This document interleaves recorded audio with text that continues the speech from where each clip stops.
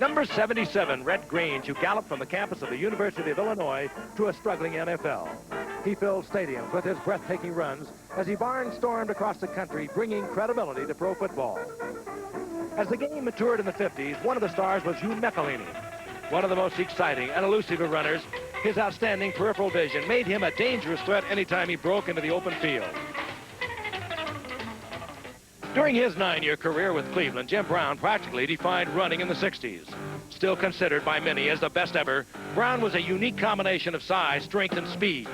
It was not unusual at all to see it take 5 or 6 defenders to bring him down. Then in the 70s, O.J. Simpson conquered both the frozen north of Buffalo and defenses throughout the league. His smooth, gliding style made him the first runner to gain over 2,000 yards in a single season. And tonight on Monday Night Football, we have two of the best runners of the 80s. The Los Angeles Rams, Eric Dickerson and Walter Payton of the Chicago Bears. In this, his 4th season, Dickerson is established as one of the premier offensive weapons in the game. 6'3" and 218 pounds with world-class speed, Dickerson is a game breaker anytime he touches the ball. In 1984, he broke Simpson's single-season rushing record with over 2,100 yards. He could break his own record this year. Meanwhile, Walter Payton has centered the Chicago Bears offense throughout his 12-year career. Not blessed with tremendous size or breakaway speed, Payton has nonetheless captured almost every career rushing record with his durability and aggressive, reckless style. The last time these two teams met was in the 1985 NFC Championship game, and the rugged Chicago defense stopped Dickerson cold with less than 50 yards rushing. Payton, on the other hand, saw 10 years of frustration fade as he earned his first opportunity to play in a Super Bowl. For tonight's game, both teams are leading their division, and it should be a great matchup on ABC's NFL Monday Night Football.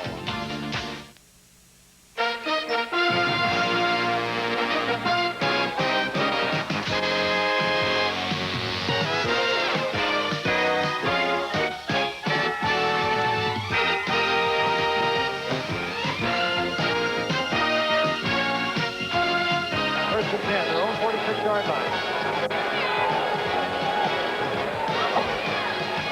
Play action fake. Again, all the time in the world, and a man open. Earl Jackson. Draw play to Payton. He gets away from one Bronco, and look out. This is the 19. Good one he's been waiting for. Good pass. Oh, look at that guy. Lewis Wright cuts him off. Brown. Look out. It's history. Oh, I'll tell you that. Yeah. No one will even come close to Ron Brown. Just like that, the Rams lead this football game.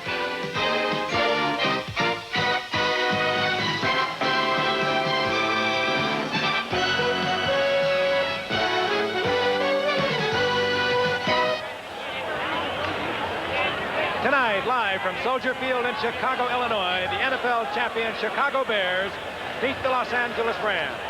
This ABC Sports exclusive is brought to you by Ford and your Ford dealer. Have you driven a Ford lately? By Michelob, so exceptionally smooth. The night belongs to Michelob.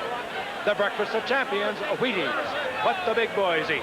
And by Apple Computers, makers of the Apple II and Macintosh, families of personal computers.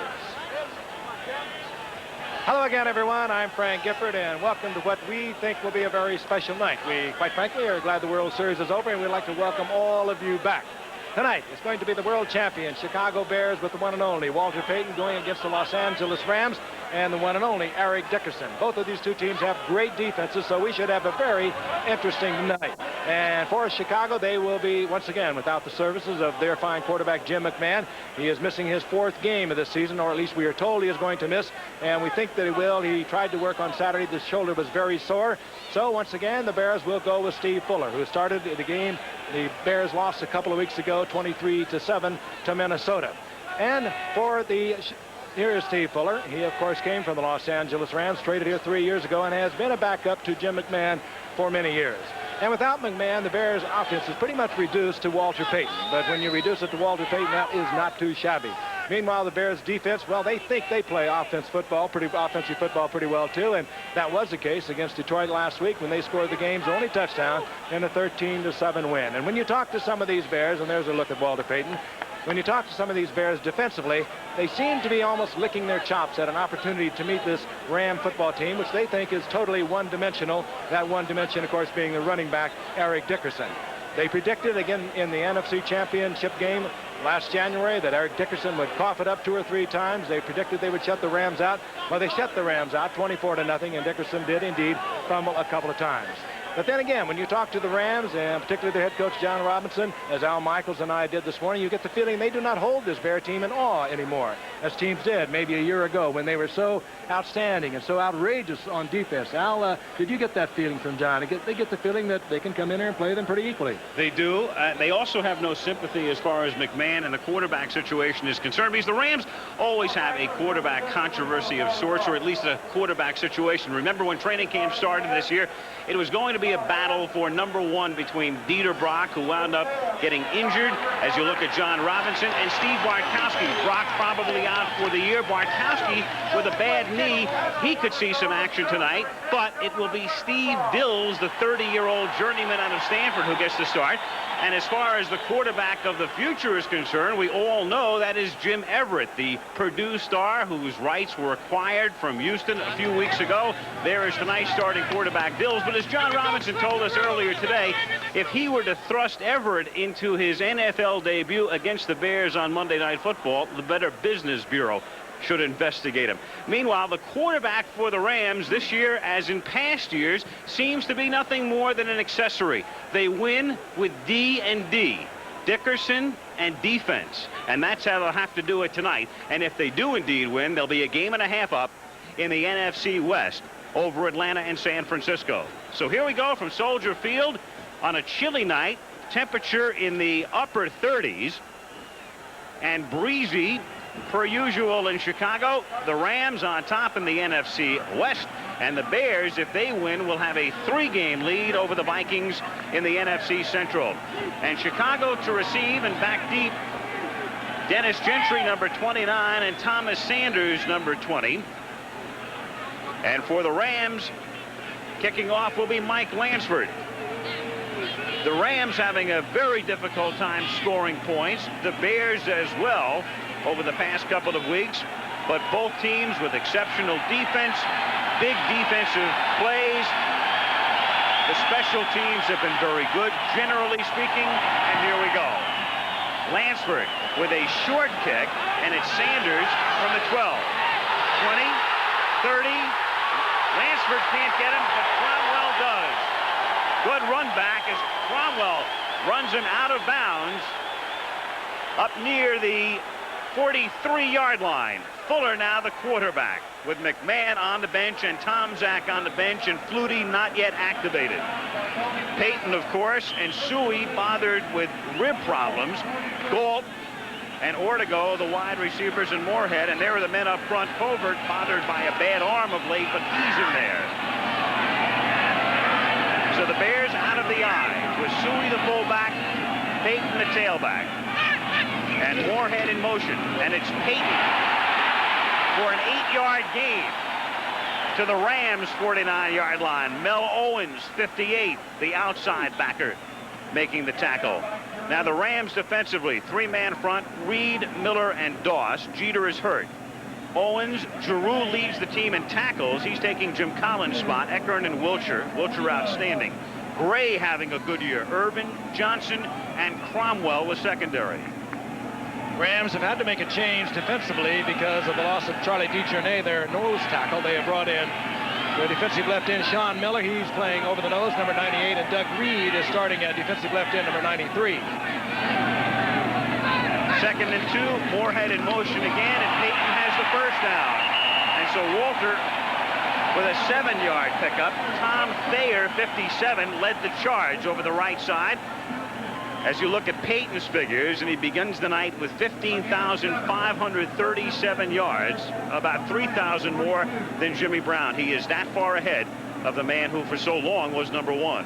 That is so incredible, the fact that he has exceeded Jim Brown's mark by that much. And maybe the most incredible thing to me, Al, and to anyone who's listening, this man in 12 years has not missed a game because of an injury. That's remarkable.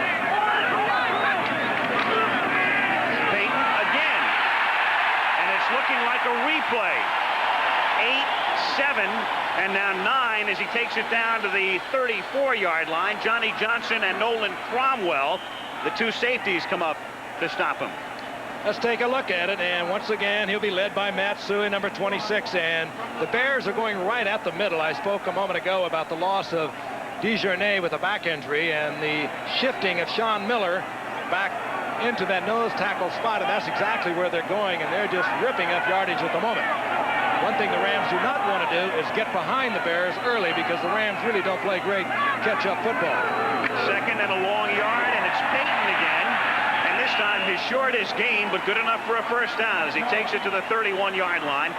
And he is stopped by Sean Miller, number 98, the third-year man out of Utah State, and Reggie Doss. This is Miller's third start at nose tackle, so he's not unfamiliar to it, but you better believe that Mike Ditka, who said last week, we're going back to basic football on offense. We're going to run the ball straight ahead. We're going to use our strength. You better believe they're going to continue to work there as long as they can rip off the yardage. First down. And Payton again, his fifth consecutive carry. Nice sidestep inside the 20, down at the 16. It has been Payton all the way. That is so pretty. He swept around right, had the lead blockers out in front. Watch Suey, he'll go ahead and make a block on the last defensive end, and watch there, 57, 62 is Bortz. Payton moves it into the inside. Now that sets up the block for his offensive guards. They made fine blocks, but Payton helped set it up. And this man at 32 years of age, 12 years in the NFL, still is the classic runner. Last week they were worrying about Payton. He gained only 67 yards the entire day against Detroit, already with 40 on the drive. First and 10 from the 16. Claw to Suey to give Payton a breather, and he takes it for 5 down to the 11. And there's a penalty marker down. Eckern making the tackle. As they sort it out, I know this is exactly what Mike Ditka had in mind when he said we want to go back to basic football. They struggled on offense against the Detroit Lions. Number 57 on the offense, still first down.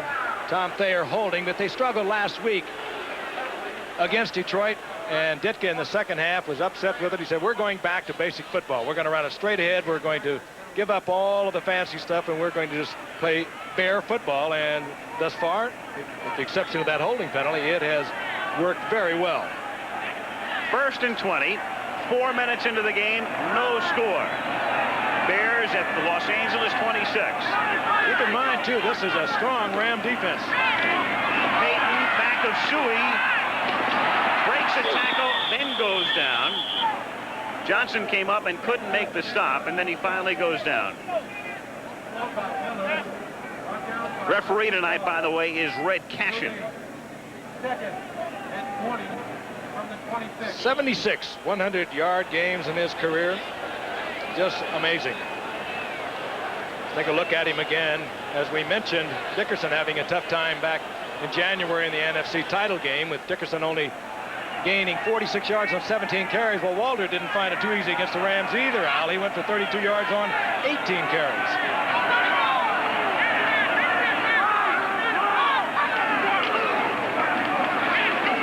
Suey straight ahead, and he takes it down to the 22-yard line, so it'll be third down and roughly 16 with 9:48 to go in the first quarter. Basic football, you kind of wonder when Mike Ditka feels he has to get into a passing situation. Certainly, he is into one now, or one would suspect he would be into one now.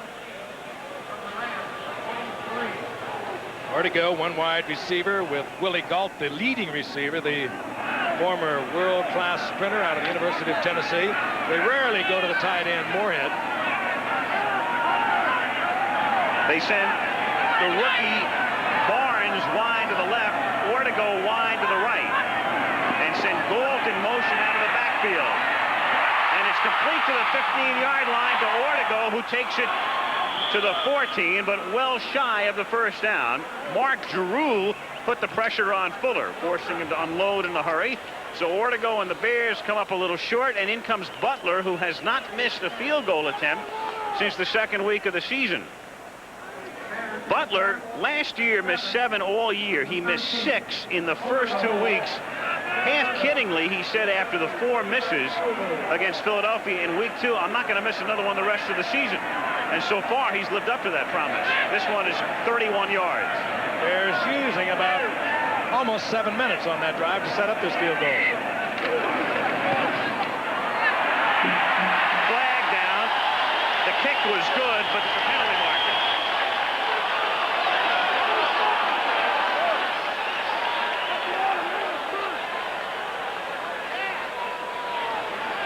Bears already coming off the field, so it's fairly obviously going to be against the Rams. There is no foul. It was blocked into the kicker. Field goal. So that's his 13th straight. Butler with a new Bear record, breaking his own mark, which he set last season. You can't run into the kicker, but if you are blocked into the kicker, as was the case, it was the cornerback, Jerry Gray, who was pounded right into the kicker. No penalty on that. So the Bears score first, and they use up a lot of time, nearly 6.5 minutes.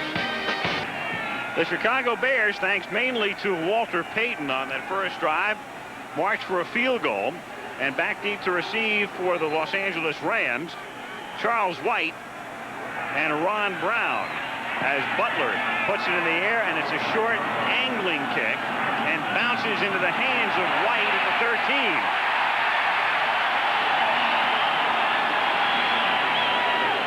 So the Rams will start deep in their own territory after a minimal run back. And again, it's Steve Dills, formerly with Minnesota, then to the Rams a couple of years ago, the journeyman out of Stanford, who gets the start. Again, Bartkowski can play. Everett is available. Dickerson and Redden with Brown. Henry Elder, of course, is back after a 3-month holdout in Hill. And the guys up front, and the longtime right guard, Dennis Hara, number 60. First and 10 with Redden and Dickerson behind Dills. And as you might expect, it's Dickerson for 2. Second and 8. Bears, 4-man front, Hampton, McMichael, the Fridge, and Dent. And then the linebackers, Wilson, and Singletary is healthy again with a groin, but he's back. And Marshall, who had a big play last week in the victory against Detroit. Richardson, Bestie Jackson takes over for Reggie Phillips at right corner. Duerson's having a great year. And then, of course, there's Spencer.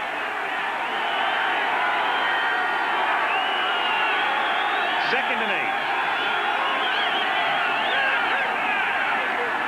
And they give it to Redden just to cross him up. And Redden takes it to the 20. And, of course, Frank, for so long, they went with a 1-back set and now a 2-back set with Redden basically the blocking back this year. Redden, of course, a great running back in his early career, drafted 5 years ago out of Richmond, where he was a tremendous running back and probably would have done all right had they not drafted Dickerson the next year. Dickerson, of course, has been the offensive tool of this man, John Robinson, who has always had great running backs. And when he has a great running back, as he did at USC with Marcus Allen and Charles White, well, he'll run them as many times as he can. He believes in it. That's his theory. Run the football. You lose games a lot fewer that way. Dickerson, and he's close to a first, taking it to the 24. And by the way, and we'll get it officially for you, Dickerson starting the night just 10 yards shy of eclipsing Lawrence McCutcheon's all-time Rams mark, rushing mark, any first down here. And he's accumulated that in 4 years. Off to a tremendous start this year, ahead of the pace in 1984 that broke O.J. Simpson's one-season single record by 105 yards. But then again, he's carrying it more this year. First and 10, Los Angeles at the 24. Dills under some pressure, swings it to Dickerson, and Dickerson with a first down and a lot more, and finally run out by Duerson in front of the LA bench near midfield. You saw the great speed of Eric Dickerson. He's a big man. He's 6'3", 218 pounds, and a couple of Bears, and believe me, they are great tackling. They are a great tackling football team. They just miscalculated the speed. Singletary, number 1, right there, totally missed his mark on sizing up Dickerson, as did Mike Richardson, and Dickerson just kicked it into another gear, and he's got about 5 of them, got it up to midfield for the first down. First and 10, LA right on the 50. 6:06 to go in a rapid first quarter. Brown in motion. And Dickerson plowing forward to the 47, stopped by Perry, and we would unofficially give him 9 yards, and that for the moment would tie him with McCutcheon for the Rams' all-time rushing mark, and little doubt in my mind he'll get it before this series is over. Tough to get him down. Number 72, that's the refrigerator, Perry, right in the middle. The man just doesn't come down easily. He is deceptively strong. He takes a lot more punishment than one could believe that he could tolerate, and still carry the football as many times as he does, game after game. 2nd and 7, and Dills going deep, and Dills overthrowing Ron Brown, who had stopped. He was covered by Duerson, and Brown had stopped, and Dills is incomplete. 3rd and 7. Dills, by the way, I think is one of the quarterbacks, along with Bartkowski, that John Robinson wants to keep in there, and actually he'll come right out and tell you he doesn't want the quarterback to lose a football game for him when he has an offensive weapon like Dickerson. And Dills made his first start 4 weeks ago against Tampa Bay for the Rams, and part of that he hadn't started since 1983 when he started 12 games for Minnesota. 3rd and 7, and that's Michael Young wide to the right. Here they come. And Dills going deep, but too deep. Intended for Brown, and he's world-class and an Olympic gold medalist, but not that fast. Good read by Dills, just overthrew as Wilbur Marshall took Dills to the carpet. You'll see Marshall come in a little deal from the outside. There he is. Moves to the inside, right in Dills' face. Dills read it all right. He had Ron Brown on a deep fly. It could have been 6. He just overthrew it. You just keep trying to do that, however, and eventually you'll get one. You have to do it that way. Dale Hatcher to kick, and Lou Barnes, the rookie from Oregon. Hatcher's had a bad year. And this is a short kick, and a fair catch is called for and made at the 12-yard line by Barnes. 35-yard punt and a penalty marker down.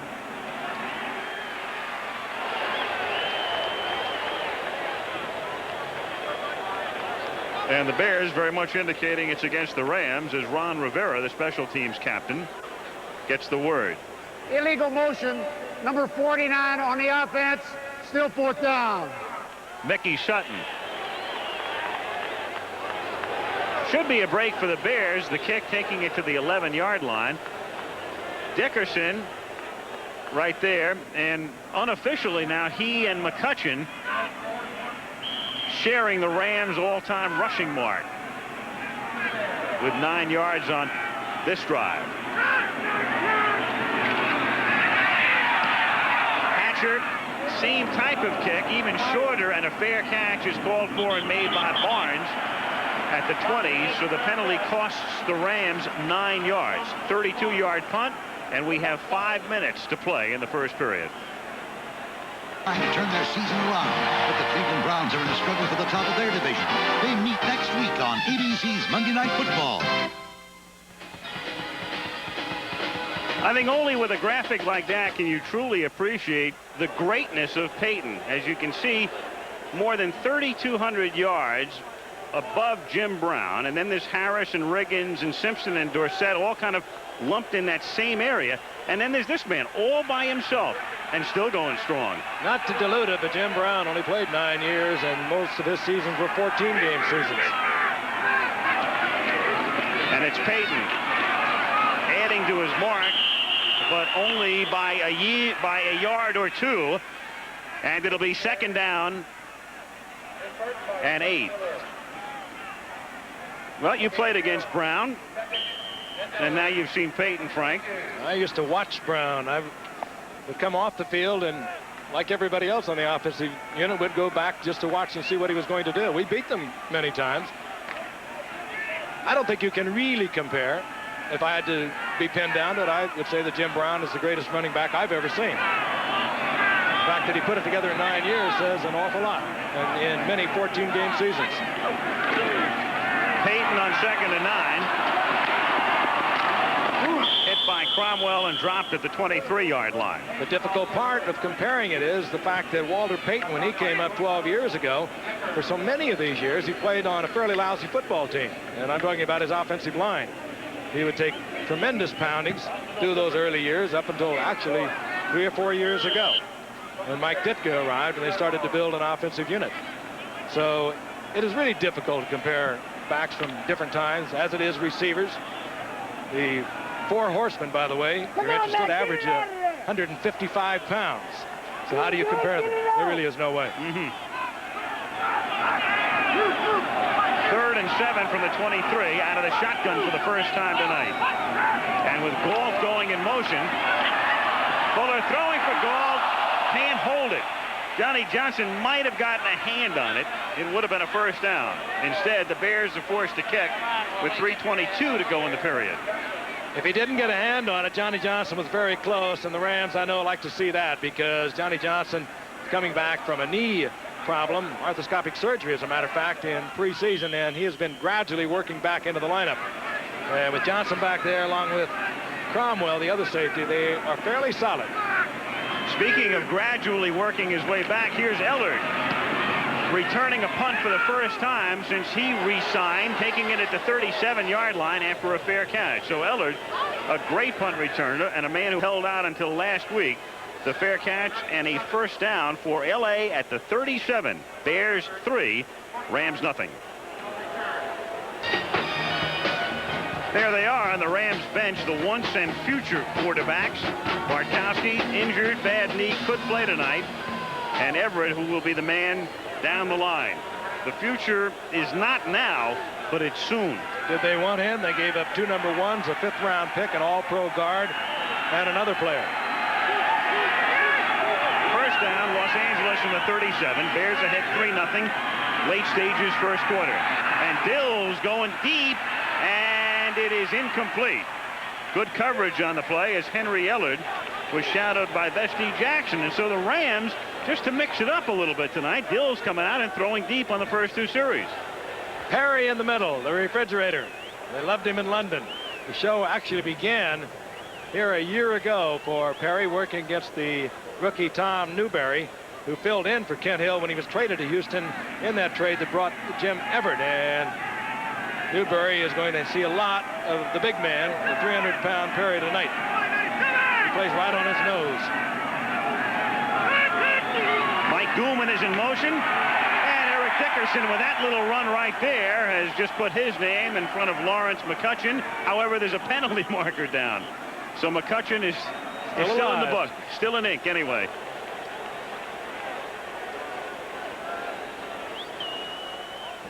And it's offside against Chicago. And let's see if the Rams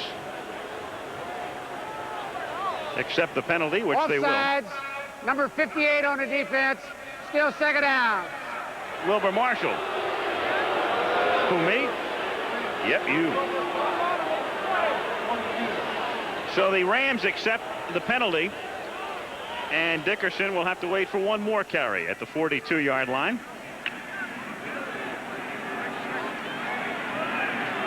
Second and 5. Goulman is in the game. That's Mike number 44, who's a wing to the right and in motion now. And it's Redden going nowhere on a play that fooled nobody. And there's a marker down. And it's against LA.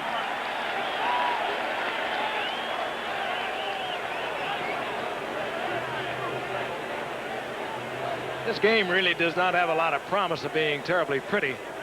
Both teams with great defenses and both with great runners, and something has to give when that happens.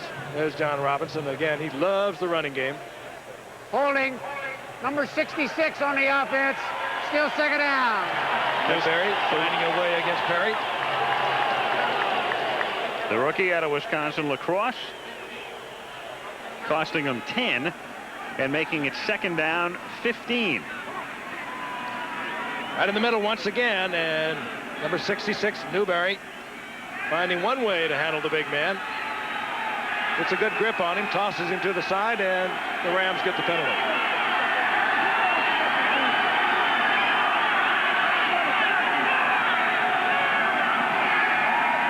Goulman in motion.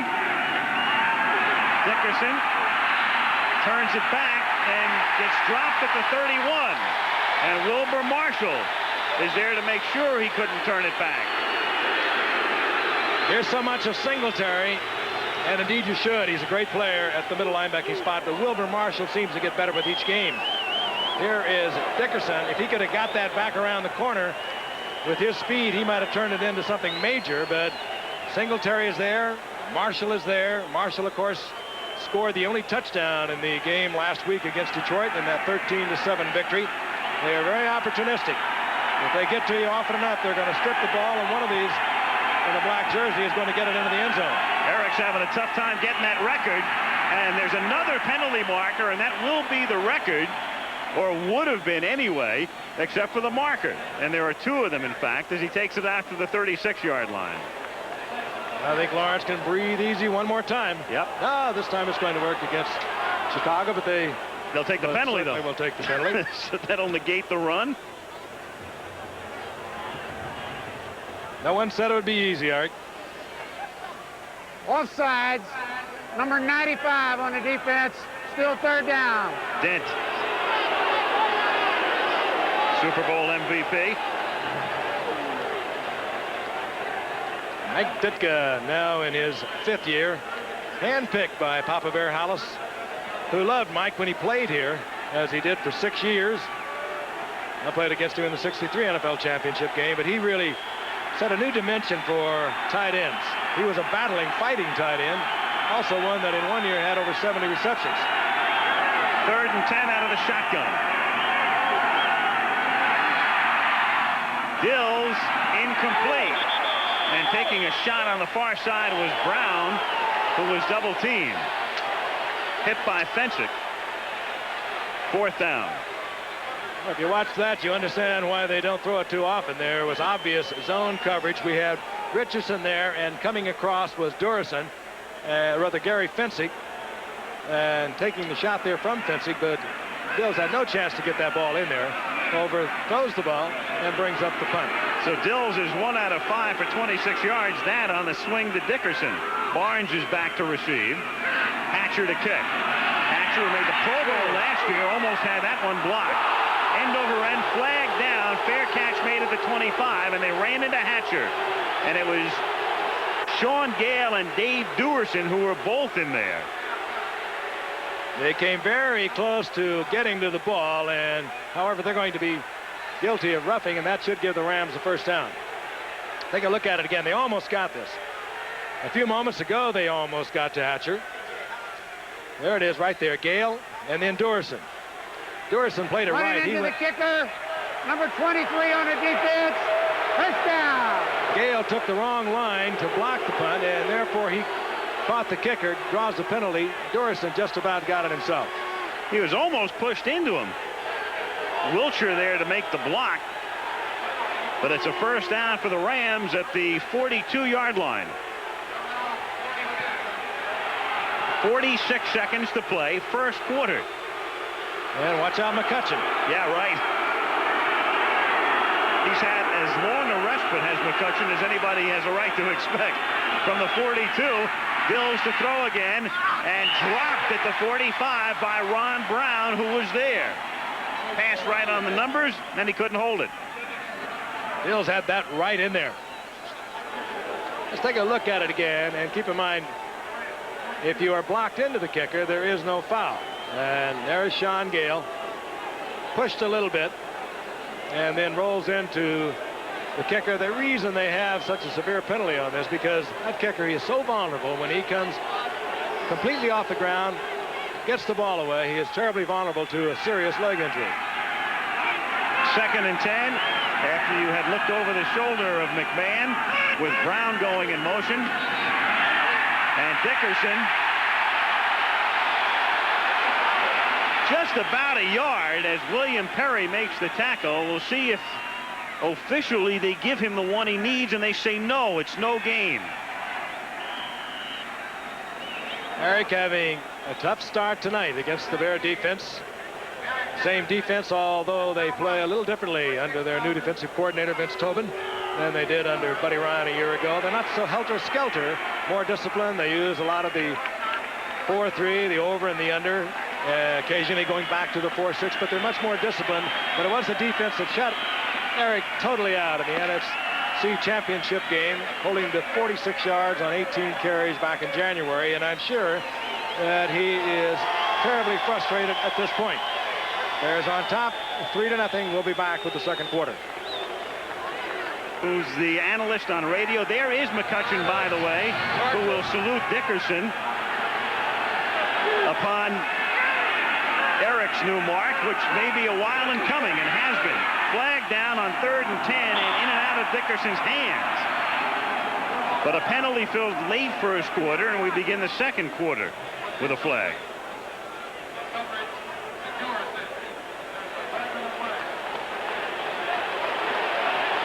That's against the Rams and will probably be declined. Illegal formation. Only 6 men on the line. Penalty is declined. 4th down. You have to have 7. Not one of your great offensive showings in the first quarter. We did not anticipate that. If you were looking for something along the cosmetic lines in terms of offense, you're not going to get it here tonight. Neither team very pretty offensively. They are dynamite on defense. They are very opportunistic, and the numbers reflect in the first quarter just about what we thought they'd be. Hatcher to punt again with Barnes to receive. Decent kick this time. 14-yard line, Barnes. And out to the 20. Interesting. Hatcher a year ago was the NFC Pro Bowl kicker, was dynamite. Early part of this year, he had nothing but troubles. In the last couple of games, he started to get it back together again. And we talked to John Robinson at the meeting this morning and just kind of shook his head. And I guess you do that with kickers.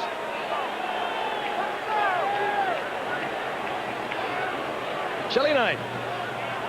Expected to drop into the low 30s as Eric Dickerson cleans his goggles on the sidelines, frustrated thus far in this game. Bears at the 20 with Fuller throwing, and it's complete. 4 to go. Stopped by Gray. Gain of 6. 2nd and 4. Kevin Butler knows how to stay warm on this chilly evening. Got him a moon boot on the right foot.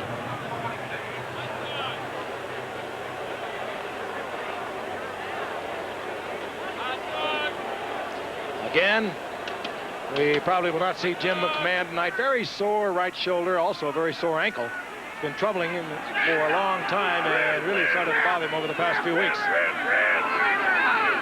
2nd and 4 from the 26-yard line. And Payton is racked up at the line of scrimmage. Number 93, Doug Reed, 3rd-year lineman out of San Diego State.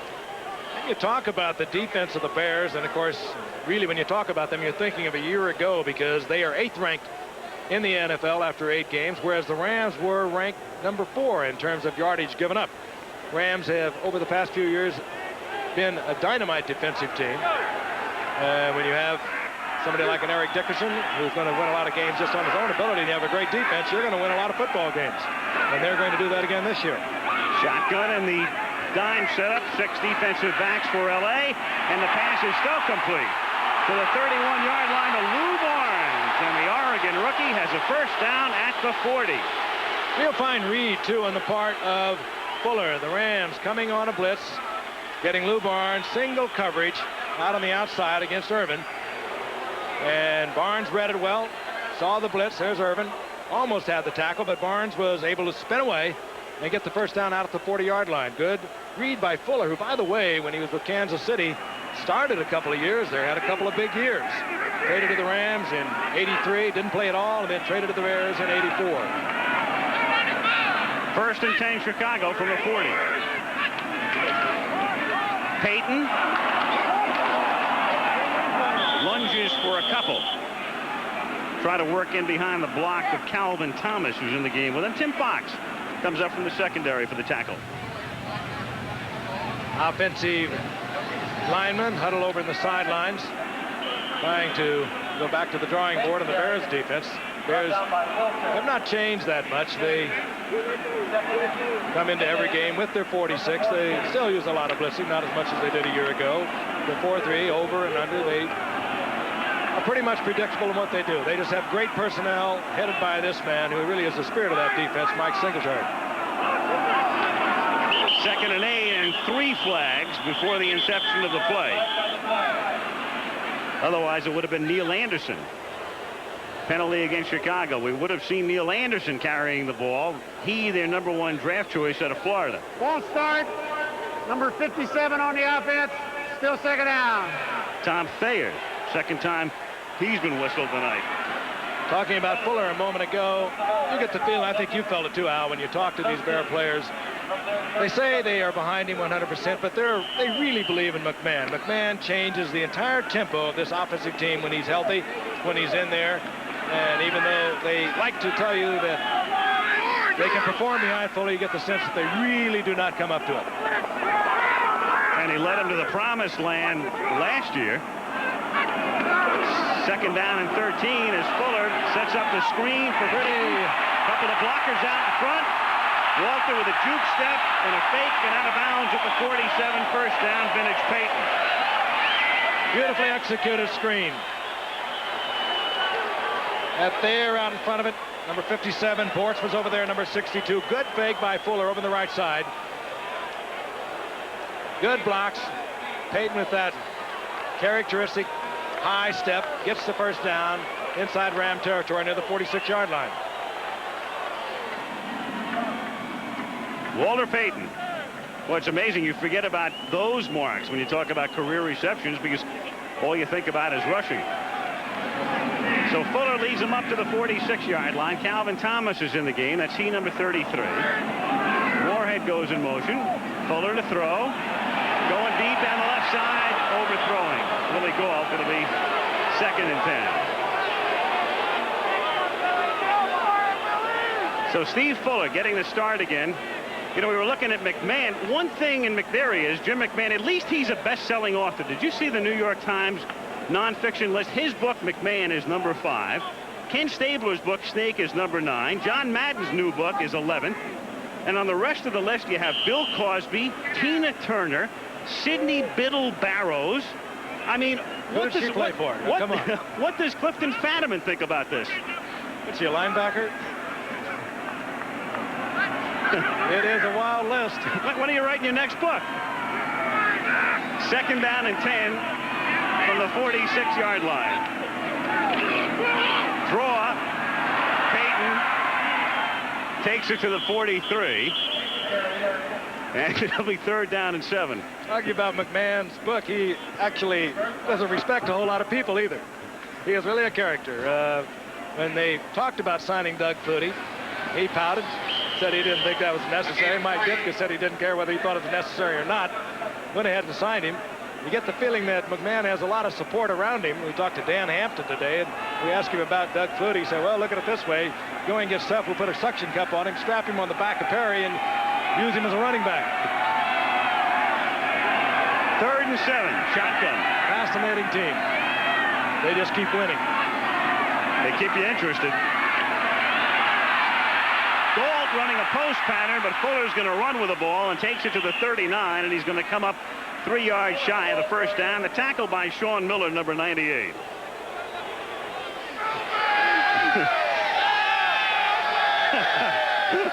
That's great. Now Ditka has opened a restaurant here in Chicago. Yeah. McMahon is going to open one. They don't really get along that well. I wonder if they'll invite each other to the opening. Oh, why not? When you got this kind of a defense, well, you can do a lot of things that are unusual. 4th down, it's a long 2, and they're going to go for it.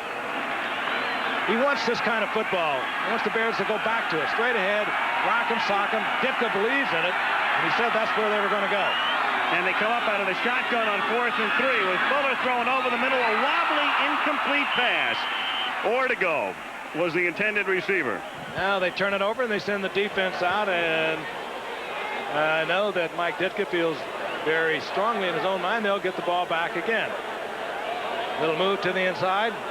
Or to go. If Fuller could have waited just a fraction of a second more, he could have got it in there, but the blitz was on. He had to throw it. It's been a long day, Walter. but I know you still got something left. Yeah, you've got energy from 100% whole wheat. Wheaties energy. Hey there, Walter, turn it on. Wheaties keeps you keeping on. Fruit is all that good whole wheat. Now go tell your mama what the big boys eat. Al Michaels and Frank Gifford at Soldier Field, Chicago. 3-0 Bears. 9:52 to play in the half. Rams ball at their own 39, and again McCutcheon needs a yard for the record. Not here either. Dickerson with Redden carrying here. No gain. So Dickerson still a yard shy of moving past McCutcheon. I think McCutcheon could do just about as well. They have really been struggling, and Bears really were fired up coming into this game. They love to focus on a team that really is one-dimensional. The Rams, quite frankly, are that. Dickerson is their offense. They make no bones about it. That's tough to play against the Bears. They are tough against the run, and when they know that's all you're going to do, they are doubly tough. On 2nd and 10, Dills throwing and off the hand of Henry Ellard, number 80. So Ellard, who just signed and played sparingly last week, still looking for that elusive first catch. Dills has thrown only one completion in 8 attempts tonight. That the 26-yard swing out to Dickerson. Talk about the Rams and their one dimension. Well, the Bears, without McMahon, they are much the same. It goes to Walter Payton. So what you're watching are two superb defensive teams with a couple of great running backs trying to find an opening to make some big plays for you. 3rd and 10 with Kevin House, one of the new Rams from Tampa Bay. Wide to the right, and Dills throwing to the left, and that one is flat dropped by Ellard at the 50-yard line. Timing has to be a little bit off. Ellard didn't sign till October the 23rd, and Dills had that right in there. That would have been a first down, should have been caught easily. Ellard, who caught 54 passes a year ago and then held out till October the 23rd, was right there, made a good pattern, took his defensive back deep. Coming across the middle, it gets very noisy. Durison particularly is back there, and a guy named Gary Fincy. They will really level you. You can't complete those, you're in big trouble. Barnes to receive from the 15-yard line and wrapped up back at the 12. Good pursuit by Jerry Gray, having a great year at the corner for the Rams and doing good work on the special teams as well. 8:56 to play in the half, still 3-0 Chicago. Bengal defender whose momentum carries him into the end zone where he is tackled. Now you make the call. Where do you spot the ball? What call did you make? As of the 1986 season, when a defender intercepts in the field of play, it is the defensive team's ball at the spot of the interception. 8:56 to play in the first half. Soldier Field. The Bears took the opening kickoff, and Walter Payton marched them down the field, and Butler kicked the field goal, and that's been the story. You just got here, you haven't missed much. But with Payton, Dickerson, if you go away for a moment, you could miss something really brilliant. 1st and 10.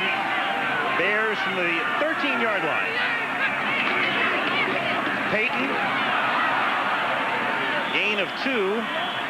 2nd and 8. Reggie Doss makes the stop. And Richard Dent, he had a little run-in with Ditka this past week. He was not feeling well, went to see the doctor, didn't come back to practice. Didn't tell Mike Ditka he was leaving, and he brought down the wrath of the big man. Mike Ditka, one thing about him, you know where you stand. And I wouldn't want to stand in front of him.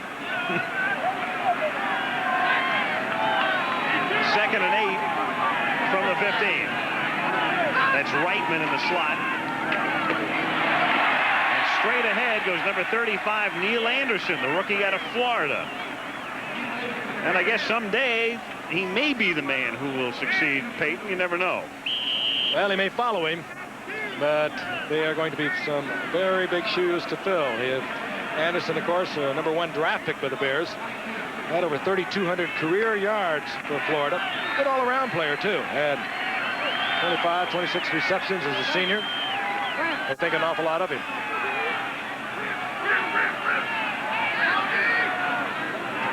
Third down and about 1.5 yards.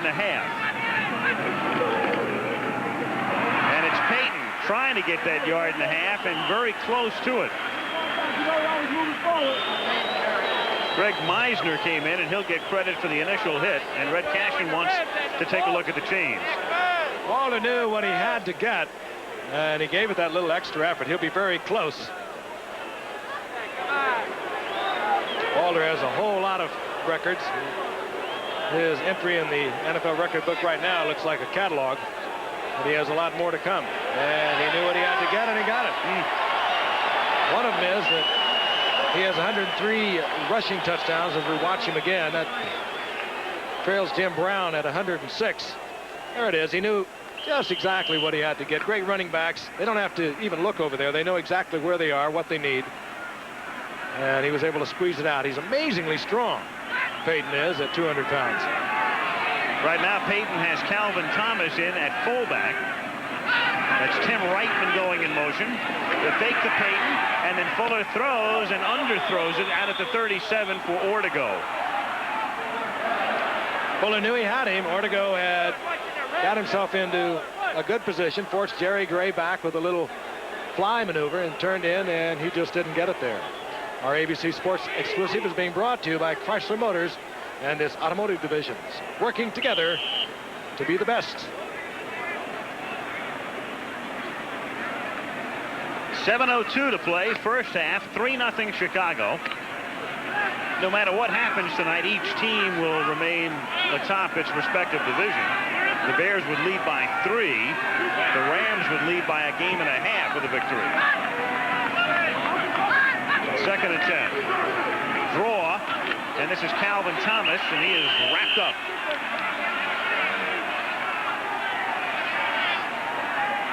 Meisner and Mark Giroux converge for the stop. And we talked about it throughout the first quarter and a half. Two great defensive teams on the field tonight. And like I said, if you're looking for a lot of wide open football, you're not going to get it here. What you get is a lot of hard hitting. You have some great names out there. Outside of Payton and Dickerson, some of the most familiar names in the world of pro football today are down on that Bears defensive team. Hampton, Singletary, Dent, Finsick, Bell. On 3rd and 10, Fuller throws over the middle and finds the receiver at the 41, Ortego, in amongst 4 Rams. A wild ovation for a completion. Ortego started first against Minnesota. And in that game, he caught 6 for 157 yards, and they really had themselves a find. And he gets the first down, timed it out to about the 42-yard line, and they are working on an injured Los Angeles Ram, and that's linebacker Mike Wilcher, who is down, and they are looking at his right leg. We'll be back in Soldier Field. Trying to turn their season around, but the Cleveland Browns are in a struggle for the top of their division. They meet next week on ABC's Monday Night Football.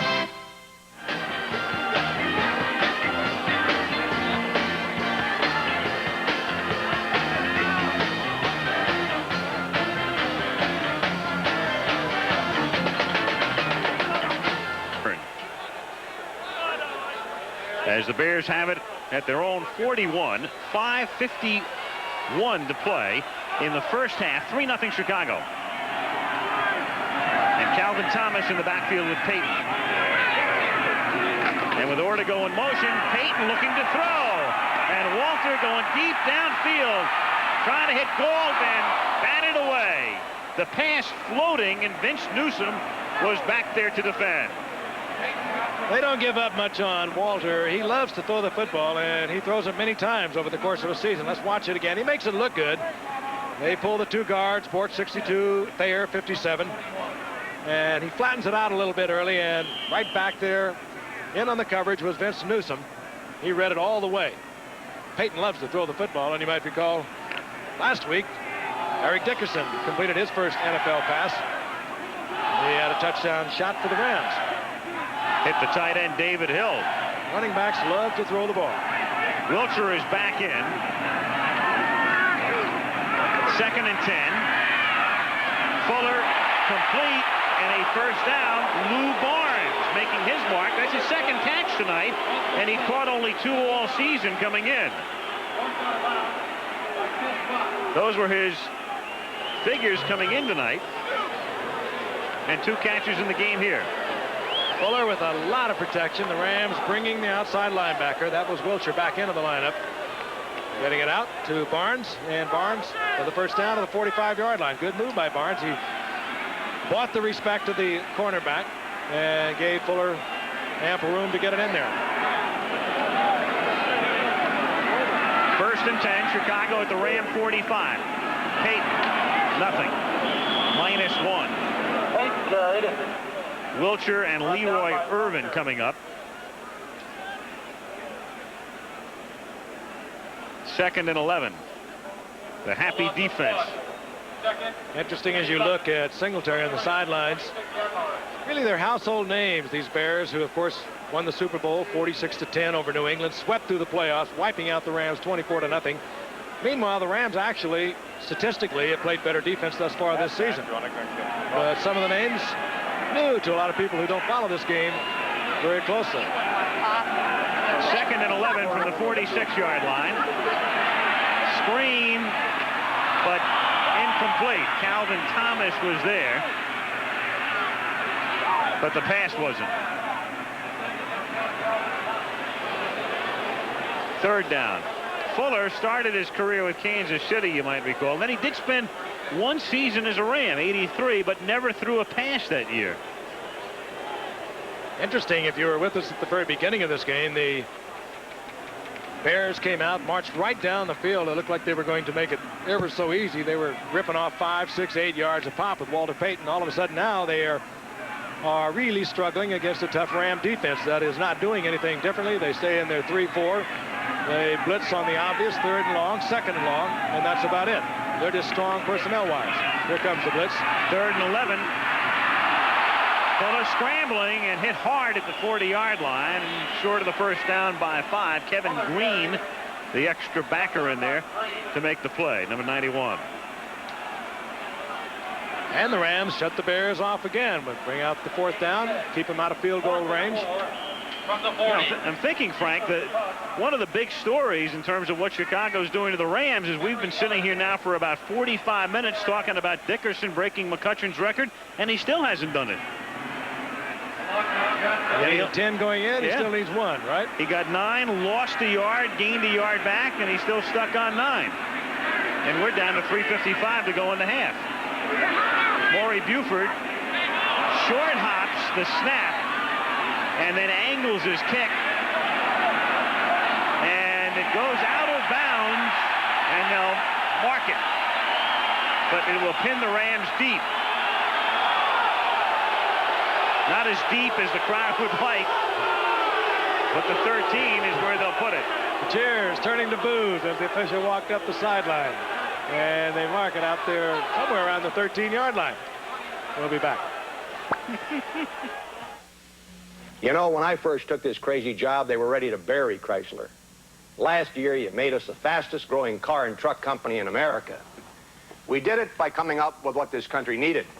K-cars, convertibles, turbos, and minivans.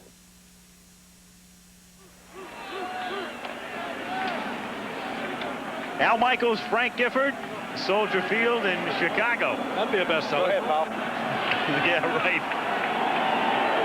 Interesting as we go into the final minutes here in the first half. John Robinson said, if we can be close in the 4th quarter, that's how you have to play the Bears. As we look at John, we want to stay close by the 4th quarter, then we'll be right in this football game. He said if they get 4 or 5 sacks on us in the first half, get ready to roll a movie. And here's Dickerson, and he finally has the record as he takes it out to the 25-yard line and stopped by fencing. So Lawrence McCutcheon, and there he is. He grew old watching. Yeah, he did. He had that. He had a share of that record a lot longer than he ever anticipated. Nice way to break it here. Good run. Rip over the left side behind Jim Covert, who's been, or rather the left tackle on the left side, Pankey, who's been hurting a little bit. From the 25, that's Goulman in motion. And Dickerson trying to add more yards to his Ram mark, and he picks up about 3 to the 28, and it's Fensick again making the stop. 2:55 to go in the half, and looking ahead, the Rams, as do the Bears, have all of their timeouts remaining.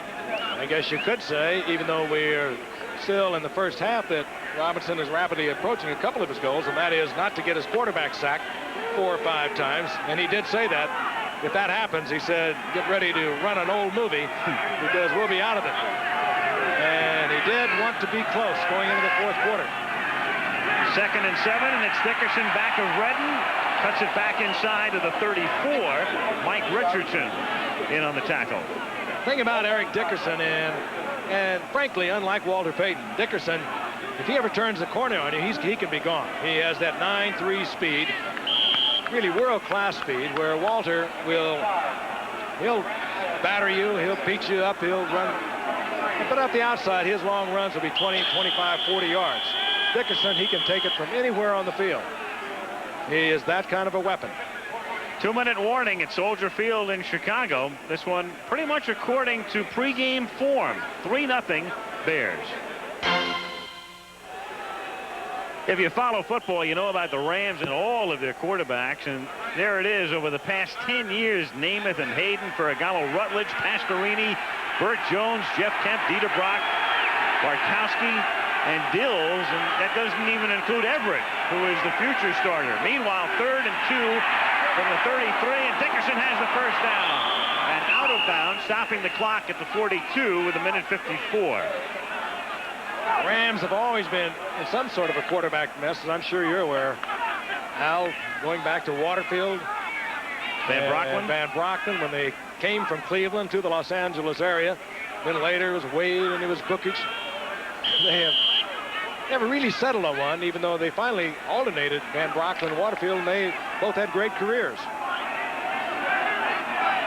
The Rams and the Bears have had a lot of quarterbacks who played for both teams as well.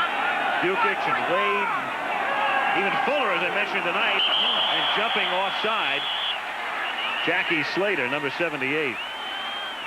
You know, it's funny, though, Frank, with all of the Ram quarterbacks, the Bears have had 7... start, number 78 on the offense, still first down. The Bears have had 7 different quarterbacks start in the last 4 years for Chicago. I mean, who would have figured that Chicago, a Super Bowl team and a team that had a great '84 season. It's been Fuller, Vince Evans, Mike Tomczak, Bob Avellini, Rusty Litch, Greg Landry, and of course Jim McMahon since '83. There it is. Until about 4 years ago, it wasn't safe to be a quarterback here. And then and that doesn't even include Flutie, who is still not active. And they have until 3 o'clock tomorrow to activate him. On 1st and 15. Bills deep for Ellard, and he drops the ball at the 15-yard line. Mike Richardson was there. That's 2 now for Ellard. I don't know whether Richardson got a hand in there and stripped it or not. Ellard had that ball, and it was a good effort by Dills even to get it off. There was a look inside by Ellard, and that got Richardson. He bought it all the way. Or rather, the man playing short, and that would have been Durson. Hit him right in the stomach, and it could have been that Richardson got his hand in there and stripped it. We'll see it on the reverse angle, and that's why this camera is invaluable. It really is. He did. He got a hand on it. Barely. Good play by Richardson. 2nd and 15 from the 37. And it's Dickerson, big hole through the middle. Takes it out to the 48. And it will be 3rd down and 4. And the Rams use their first timeout. So that stops it with 1:36 to play in the half. So Dill's going over to discuss things with Robinson and the gang. And we can tell you about the Miami Dolphins because we're going to be watching them next week. And yesterday, Miami winning its 2nd straight, taking on Houston at the Orange Bowl. They were leading 7-0, and Marino's stats not that impressive, 12 of 29. However, look at touchdowns, a total of 4, and they came in rapid-fire order. 7-0 in the 2nd quarter, and at the Oilers' 38-yard line, Marino hitting Nat Moore over the middle, and Miami went on top by a score of 14-0. And they led 21-0 at the half. In the 3rd quarter, it was Duper taking the pass, and outrunning everybody else, escorted into the end zone as Miami rolled to a 28-7 victory. And so the Dolphins, 4-5, take on Cleveland next week, and will be at Cleveland Stadium, where the Browns and the Bengals are tied for first place in the AFC Central, 9 Eastern time. And I guess if it wasn't for the 8-1 Jets, the Miami Dolphins wouldn't be considered all that sick in the AFC Eastern Division. We'll get a look at them next Monday night against Cleveland. 3rd and 4. Dills, who's 1 for 10, is 1 for 11. He throws that into the back of Vesti Jackson. Eller, the intended receiver, and Jackson never looked back, but he'll get credit for a pass defensed, is what the statistic will read. This time the Bears were bringing everyone, and good protection on the part of the Rams offensive line and their back stepping up there, and Dills finds the open man and hits him right in the back. Vesti Jackson. Hatcher to kick. Barnes from the 9. And back he comes to the 11-yard line. And the Bears, with all of their timeouts, start from the 11-yard line with 1:21 to play in the half. Coming up, a couple of matchups for you. Many of you will see Miami, #1 in the country, and that means Vinny Testaverde, of course, taking on the Pitt Panthers. Others will take a look at the Cincinnati Bearcats visiting 9th-ranked Auburn. CFA college football with coverage beginning at 3 o'clock Eastern time this Saturday. Interesting, Vinny Testaverde, the quarterback for Miami, is just about the same size as Jim Everett, the Rams quarterback from Purdue that they acquired from Houston. They're both 6'5", and that looks to be what the pro teams are looking for in quarterbacks these days. Fuller from the 11 throws over the middle and incomplete. As Emory Moorhead was sandwiched, and had Carl Eckern looked around, he might have been able to pick it off. Mark Giroux was also there. Wild game in Washington yesterday. Redskins in Minnesota. We'll take a look at that at halftime. Boy, that was close to the interception. Giroux, who has filled in so well for the injured Jim Collins, had his sights on it, just couldn't handle it. 2nd and 10. Shotgun from the 11. Fake and then a throw, and out of bounds to stop the clock is Emory Moorhead at the 15-yard line. That stops the clock with 1:10. And it will make it 3rd down and 6. Kind of surprised that Mike Ditka is putting the ball up in the air deep in their own territory. Started at their 11-yard line, came out on this series throwing the football. And it does tell you the confidence he has in his quarterback, Steve Fuller.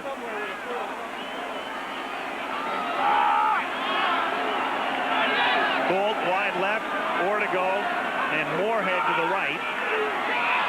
The fake draw to Suey, and then over the middle, Moorhead is wide open. Well, it's been that kind of night, really, for both quarterbacks. It was behind Moorhead, but I'm sure that Moorhead would be the first one to tell you he should have had it.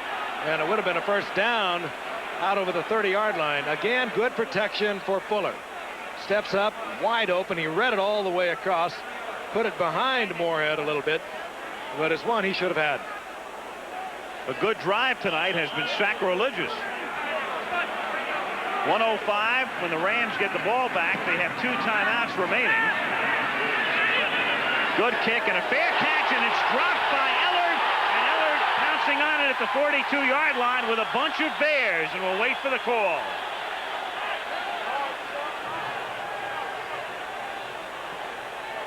Bears are indicating that they have it, and the ball was loose when the bodies began to pile up. Remember, Ellard held out for 3 months. He's a great punt returner, but he didn't return a punt last week, and Chicago has it. And what a night it's been for Ellard, who's dropped a couple of passes that he definitely should have had. Another he probably should have had. And now he's given the Bears the ball in Rams territory. Here it is again. He tried to go with the fair catch, gave the signal, looked it in, then tried to cover it as he should, and it just got loose. And coming out of the pile with it, Dan Raines, and now the Bears have the first down inside the 43-yard line, and they have 52 seconds. And all of their timeouts.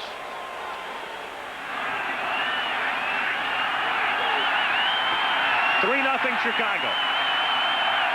Fuller from the shotgun.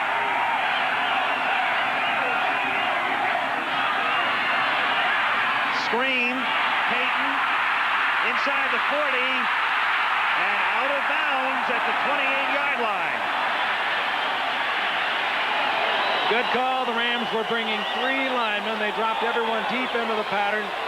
Payton moved over behind Thayer and Bortz and kept it on the sidelines. Did not try to bring it back over the middle. He wanted to also stop the clock after he got the first down. There it is. 57 is Thayer out in front. Gets a good block. And Payton reads the block beautifully and takes it down to the 28-yard line for a Bear first down. 1st and 10 Chicago at the Los Angeles 28. 44 seconds to play in the half. Inside give Payton. Wrapped up. Nice defensive play. Number 91 is Kevin Green. And there's a penalty marker. Pulled down by Kevin Green. And the initial indication, Chicago. Illegal motion against the Bears. Tell you one thing, Frank, after this first half, the Rams may want to reopen negotiations with Ellard again. Illegal motion, number 62 on the offense. That penalty is declined. It's 2nd down. There's Ellard. Disastrous first half for him. He was working out. He apparently reported in decent shape. He lives in Fresno and was working out with Kevin Sweeney, the great quarterback at Fresno State. Had a super year a year ago returning punts, 3 touchdowns, has led the NFC 3 consecutive years on punt returns. But put the Rams in a bit of a hole here with 39 seconds remaining. Rams, by the way, choose to decline that penalty after the 5-yard loss. 2nd and 15, and it's Payton again, looking to throw, opting to run, taking it to the 31-yard line. Again, Payton was trying to go upfield to Lou Barnes. He was covered by Leroy Irvin, who did not even consider, once he saw Barnes come off the line of scrimmage, that Payton was going to run the football. He played it pass all the way. Therefore, Payton had to pull it down and try to make something out of what was a mess over on the right side.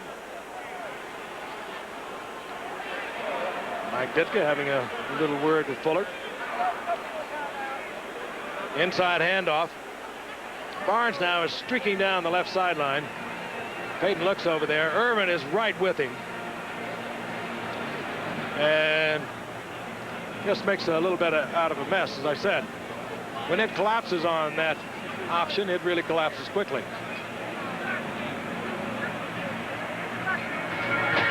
Bears use a timeout. They're down to 29 seconds, and it'll be 3rd and long again. And look at Mike Ditka, as I mentioned earlier, is a typical Bear. He was the choice of the late Papa Bear Alice, but this is the man. Even though they have had their words, they seem to respect each other for their abilities. This is the man that he needs, Jim McMahon, in there. The Bears believe so much in McMahon, not only offensively, but they believe defensively. And you can almost watch this team change gears when McMahon is healthy and available and ready to play. Right now, the right shoulder is sore. He tried to throw on Saturday and it hurt him. There was strong consideration as to whether or not they put him on injured reserve today and let him rest for 4 weeks. They have a commanding lead in the Central Division. They surely want him for playoffs. 3rd down and 12. Fuller going deep, and a wobbly duck is intercepted in the end zone, and he'll keep it in there. Nolan Cromwell keeps it in the end zone. And thus the Bears with a golden chance, and they squander that on a terrible pass by Fuller. Fuller knows that. He gave up another 3 points, so certainly a 3-point opportunity to Kevin Butler. It would have been about a 46 or 47-yard attempt, and Butler is good from there. And you can't blame Ditka for chomping a little bit on Fuller. That was one he threw into double coverage. He hit Cromwell right in the chest. But how do you really feel, Mike? Oh, he'll tell him too. But then it's over. That's one thing about Mike Ditka. He doesn't carry it for any length of time. Because he might trade you to Saskatchewan. Nolan Cromwell comes down with the interception, his third of the year, his 33rd career interception. Just because Ditka's looking at the official airline guide right now shouldn't mean anything. And it will be tourist. First down from the 20. Dickerson to the 25. Nolan Cromwell. It's a long time on, 10th year out of Kansas. Former decathlete of Kansas, great athlete, and has been a superior safety man in this league for many years, and he takes the interception, keeps the Bears from the possible field goal. Thanks once again to quarterback Steve Fuller. Not too pretty, but Chicago on top at halftime, 3-0. We'll be back after this message from our local stations.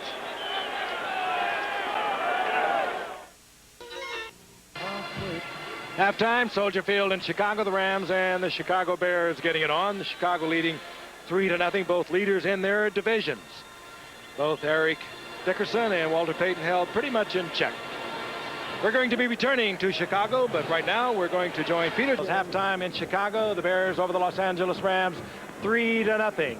You know, every now and then there's a game you wish you had the opportunity to see. There was one that took place yesterday, much like the Miami Jets game earlier in the year. It's a game that I wish I would have been able to see. We're going to bring you some of the highlights.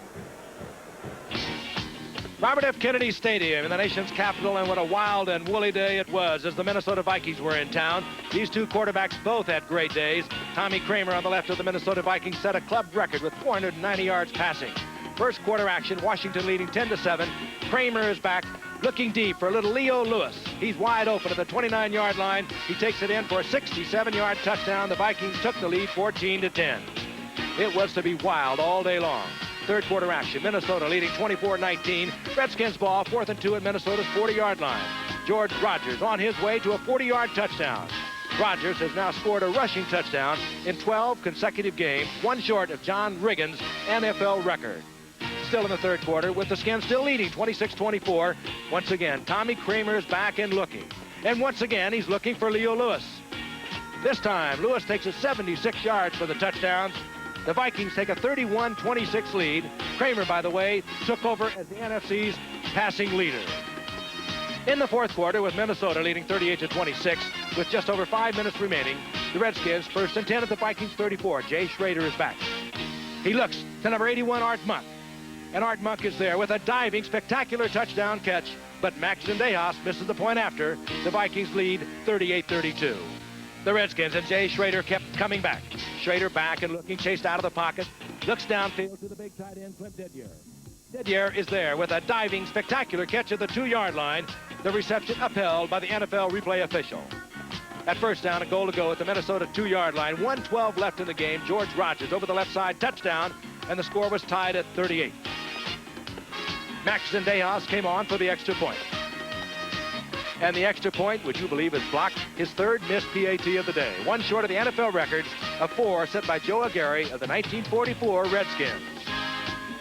In overtime, the Redskins have the ball, second down at 4 at the Vikings 38. Schrader once again. Looking out to the left. Gary Clark is there. A good move to avoid Carl Lee. Gary Clark sprints into the end zone, getting away from John Harris. He makes a diving attempt, but Clark takes it in as Washington wins the game 44-38. They stay tied with the Giants atop the NFC East in one of the season's wildest games thus far. Frank Gifford along with Al Michaels. Great day for Tommy Kramer, and you get the feeling that Jay Schrader is going to be around a long time. And Al, as far as our game is concerned, a little bit like we thought it would be for John Robinson. He has to be delighted with it. He doesn't care how pretty it is, as long as he said, we can be close in the fourth quarter. We'll be in this one, and we don't get our quarterback ripped up 4 or 5 times in the first half. I think Robinson would like to have Schrader or Kramer right now. Robinson has a dilemma, I think, at the moment. Bartkowski is hurt. He's not the answer. Dills is not the answer. Let's face it. He's 1 out of 11 tonight for 26 yards to Dickerson. It's a team that has to win with defense and Dickerson. Eric is not doing very much tonight, though he came on at the end for 54 yards. Robinson has a dilemma. He's trying to win the NFC West, and he's trying to do it without a quarterback, and you have to wonder just how long he can now wait before he sends Jim Everett in as his man. What does he say? We want to put a man in that spot, and he means the quarterback spot, who's not going to hurt us, who's not going to lose the football game. That's kind of an interesting philosophy, but I think I agree with him. Jim Everett, how do you put him into a football game against the Chicago Bears? If he should happen to get in there, and I'm sure we won't see him, there he is right there. They gave 2 number 1s for him, a 5th-round draft pick, Kent Hill, an all-pro guard, another ball player. He's extraordinary, had a tremendous year as a senior at Purdue. Could not be signed by Houston, and now he's the property of the Rams. But if they threw him in there, one thing about it, he would attract a lot of attention. They would be blitzing on every play. We'll be back after this message from our local stations. NBC's Monday Night Football is being brought to you by Bud Light. Everything else is just alike. By Nissan, who invites you to test drive the new Go Anywhere Nissan Pathfinder at your Nissan dealer now. By McDonald's, it's a good time for the great taste of McDonald's. And by new Super Life batteries from Kodak. Go for the gold.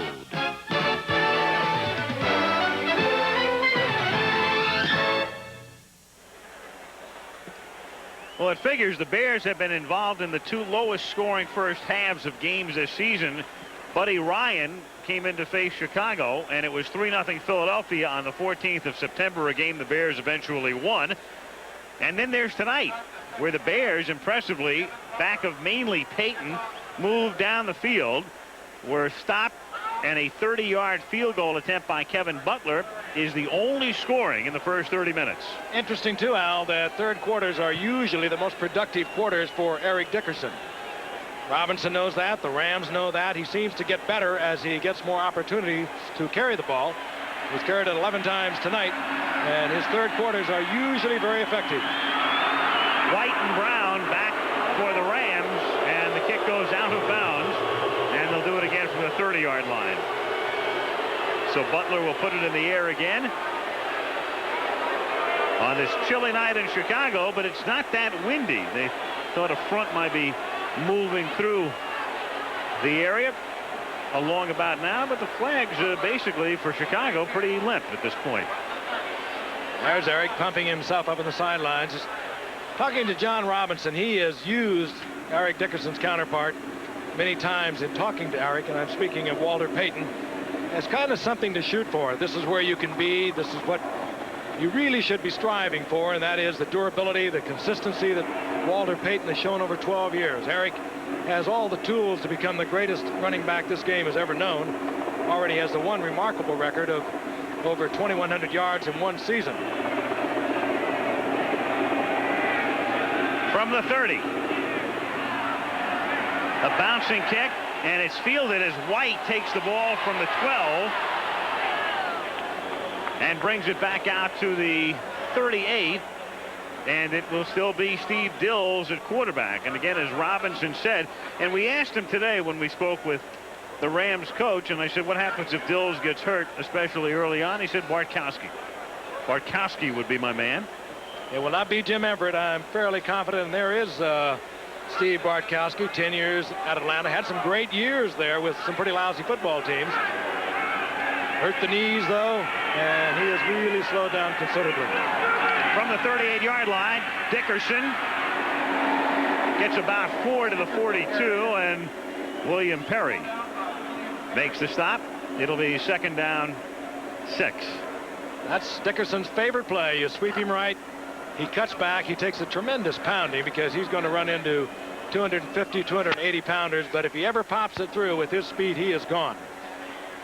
The halftime statistics, not too scintillating. The Bears dominating in total yards. On the scoreboard, however, they lead by 3.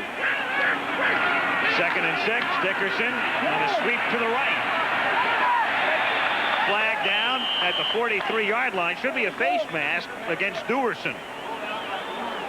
That's what you like to do to Dickerson, however. String it out. Don't let him make the cutback. I know the Bears were concentrating and thinking about that and talking with him today. They will draw the face mask, and I think you'll see it. Here's Dickerson, 22 with Duerson. Coming up, getting outside his block and making sure that Dickerson did not come back inside. Got the hand in the face mask, and that's going to give the Rams the first down. Face mask on the defense. First down. He has had a great year. Dave Duerson replaced Todd Bell a year ago. Todd Bell had been to the Pro Bowl after the '84 season. got in a contract fight, did not report. Durison came on. He became All-Pro and went to the Pro Bowl. And Todd Bell came back this year, couldn't get his job back, and Durison is heading for another Pro Bowl. He has 5 interceptions already this year and has played great football. First and 10 LA at the Chicago 42. Brown in motion. And Redden takes the ball inside the 40 to the 37-yard line. Perry making the tackle. We talked about Barry Redden earlier. At least he's getting to play more this year. Last year and for the preceding seasons after Dickerson came to L.A., he was Eric's backup. Here's a guy when he was in college at Richmond. He was 3rd in the nation in rushing, behind Marcus Allen and Herschel Walker. Remarkable running back, and of course figured to be the Rams running back until a year after he reported to the Rams. They picked up a running back named Eric Dickerson. 2nd and 5. Dickerson to the 33. Perry again gets the call, and it's 3 tackles that the refrigerator's been in on already in the 3rd period, and it figures to be 3rd and very short, less than a yard. Kind of a quiet night for Perry. We have not had the short yardage situation that might bring him in. Nothing down around the goal line. I mentioned it before when we had the Bears against Green Bay. When I was over for the Bear-Dallas game in London, they loved the refrigerator. That's all they wanted to talk about. 3rd and 1. Blumen in. And Dickerson gets wrapped up. Dan Hampton, 99, made the first contact. Interesting stat coming into that 3rd and 1. In 19 of the previous 20 attempts by Dickerson on 3rd and 1, he had been successful. Look at the Bears. They are big, they are strong, and they will stand up your offensive linemen. This is a good offensive line as they work over the right side behind one of the best, Dennis Hara, Jackie Slater, Doug Smith. They are strong. Dickerson was short, and the Rams leaves the offensive unit out on the field. 4th down and about a half a yard. Pitch it to Dickerson. Fumbles. Picked up by Durison. Chicago at the 39. And Dickerson has now fumbled 9 times this season, most of any running back in the league.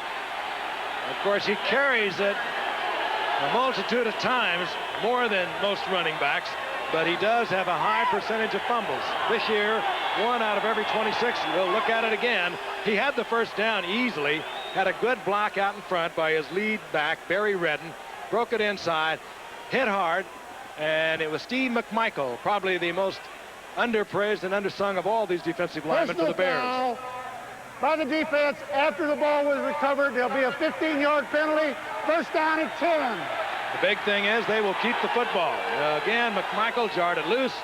Durison was there as he has been over the past 2 years. He always seems to be the bear on the spot with the interception and the fumble recovery, along with Wilbur Marshall. 2 very opportunistic players on a very opportunistic defense. You saw the graphic about once every 30 times he handles the ball, just so you have some frame of reference. The average NFL running back fumbles every 44 times he handles the ball. I think 1 for 30 was his career, and he's been 1 for 26 this season. Right.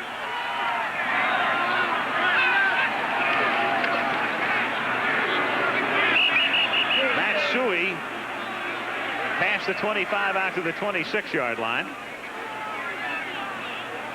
Suey bothered by a rib injury of late, and he has been used far more sparingly than in the past. It was a big part of the Chicago attack last year, and of course the great blocker ahead of Peyton, but he's been limited in recent playing time. He's like Gooman, his Ram counterpart, out of Penn State, and a very versatile athlete, can do a lot of things. Anything you ask him to do, Suey will do. With Peyton in motion on 2nd and 7. It's picked off at the 31-yard line by Jerry Gray. And out of bounds he goes at the 15. Jerry Gray on a pass, I believe, intended for Peyton as they sent Wall both are in motion, and there was miscommunication, and Jerry Gray, who picked one off last week, and the man who's taking the spot of the great Gary Green, who had to retire with a neck injury, gives the Rams the ball deep in Chicago territory. Miscommunication or not, reverse angle. You don't throw this football in there. You threw it right in on the target behind Payton. Gray takes it down the sidelines, and now Fuller, filling in for the injured Jim McMahon, has turned it over twice. Right before the half, he threw the interception into the end zone that Cromwell came up with, a pass he shouldn't have thrown, and he should not have thrown this one. Rams at the 15-yard line. And Dills to throw. And again, unsuccessfully intended for Redden. We do not have a lot of Pro Bowl quarterbacks here. Boy. Jerry Gray, and he has been a more than pleasant surprise. He replaced an injured Gary Green, who went to the Pro Bowl a year ago. Gary Green retired with a neck injury, but Jerry Gray over the left corner has been exceptional for the Rams, has 5 interceptions. That was number 6. Second and 10, 11:16 to play, third period, 3-0 Chicago. Out of the power I, Dickerson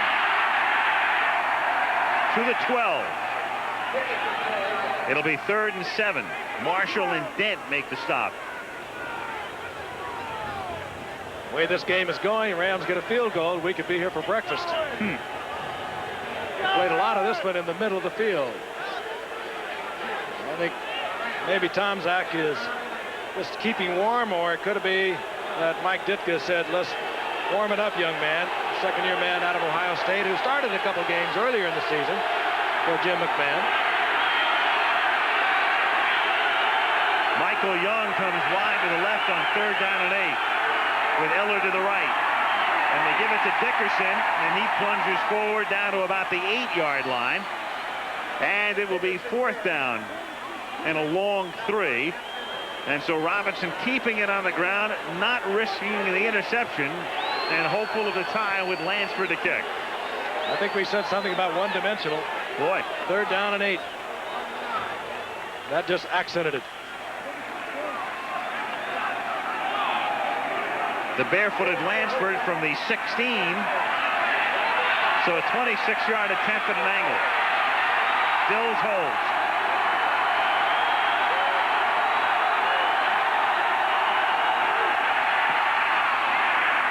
And the game is tied. Long count, tried to draw them off sides, couldn't do it. Lansford has tied it up at 3. We'll be back in just a moment. Al Michaels and Frank Gifford in Chicago. Rams 3, Bears 3. Which is no surprise. Yeah. Bears were favored by 8 to 9 points. But the fact it's a low-scoring game is absolutely no surprise. And it's a tough football game, make no doubt about that. They have been really hammering out there. Peter Fridge has been getting his share of stops in the middle. Lansford kicking off, taken at the 9-yard line. Thomas Sanders to the 19. So the Rams at least were able to get on the board against the Bears. They were shut out last year in the NFC Championship game and shut out in the first half. And the crowd is booing Ditka's decision to send Fuller back in. I think the crowd would like to see Flutie activated tonight. The Chicago Bear crowd could overrun your position. They're about as wild as their football team. A lot of tradition behind these Bears. It's one of the oldest, second oldest of the NFL franchises. First down from the 19-yard line. And Payton moves out past the 25. Picks up 7. Reggie Doss and Mark Giroux in on the tackle.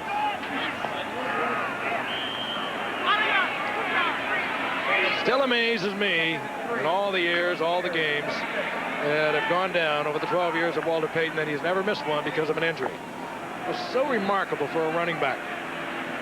Always there, never complaining, never griping. He's always playing hurt. He's playing hurt tonight. He's got a very bad bruise of his right calf. Did not work out. hardly this week. 2nd and 3, and it's Peyton for the first down to the 34-yard line. 1st and 10. Johnny Johnson makes the stop.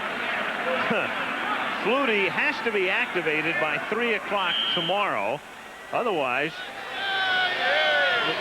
he's available, but you can count on Doug being activated. The other thing that Dan Hampton mentioned about Flutie, and there has been a lot of controversy as to their signing Flutie here. A lot of the team did not like it.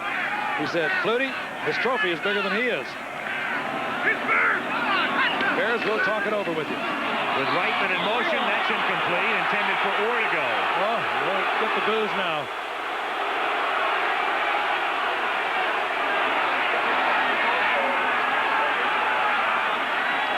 Second and 10. Eddie Hughes, right there in front of Mike Ditka, is the offensive coordinator. Former teammate of mine with the Giants. Later worked for so many years under Tom Landry, as of course did Mike Ditka. Ditka playing and working under Tom Landry at the Dallas Cowboys before coming to the Bears 5 years ago. 2nd and 10, Chicago at the 34-yard line. Peyton, and he's wrapped up on the play. Nice job done by Mel Owens to ward off a block and make the tackle. And there he is, the outside backer, and a good one in his 6th year out of Michigan. The Ram defense has to get a lot of credit, and it's a funny sort of defense in the sense that Chicago is a great defense with a lot of big names. The Rams have a whole bunch of people, no real big stars, but just a whole bunch of functional guys who know what they're doing, and right now they are the reason the Rams are 6-2. And playing a little hurt tonight. Charlie Dejournay, the nose tackle, missing on the injured reserve with a back injury. Sean Miller has made his 3rd start tonight at nose tackle. Doug Reed has replaced Miller at left end. They're playing well. On 3rd and 11, the pass to Peyton. And he takes it out to the 39, but they'll have to kick. It'll be 4th and 5, and it's Mike Wilcher in on the tackle. I don't know whether you were watching this morning, Good Morning America, how Dave Hartman returned from Africa, brought some incredible footage with him. It's going to continue all week. I, for one, will be watching that tomorrow morning. He had an unbelievable experience over there.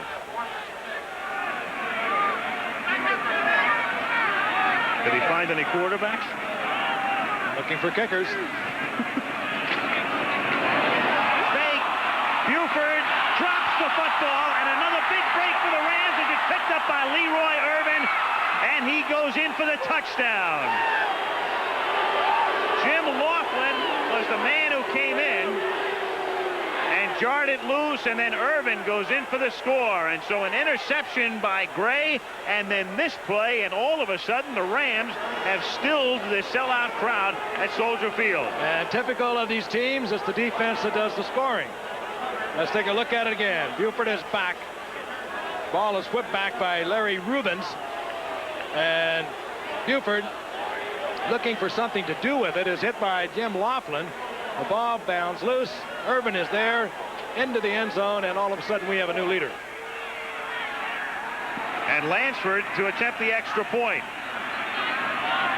And the Rams, who last week scored 1 touchdown on an interception return and the other on a halfback pass, get yet another this week on a fumble return.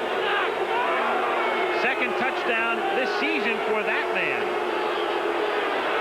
10-3 Rams. Irvin has turned into a very good cornerback. Rubens with the snap is a little offline. Buford thought it was going to be blocked had he tried to kick it by Irvin, tried to make something out of it. Lofton stripped the football. Irvin is there, takes it into the end zone, and the Rams are out in front now, 10-3. And this is the kind of game we thought it would be. Don't go away.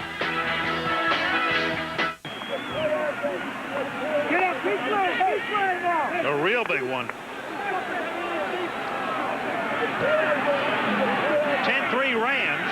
Lansford to kick off. And it's Gentry from the 1. 20. 30. Look out. There's only Gray. Nice move on Gray, and then the angle, and they get him at the 15-yard line. And the touchdown was saved by Mel Owens. He did it against the Browns earlier in the year.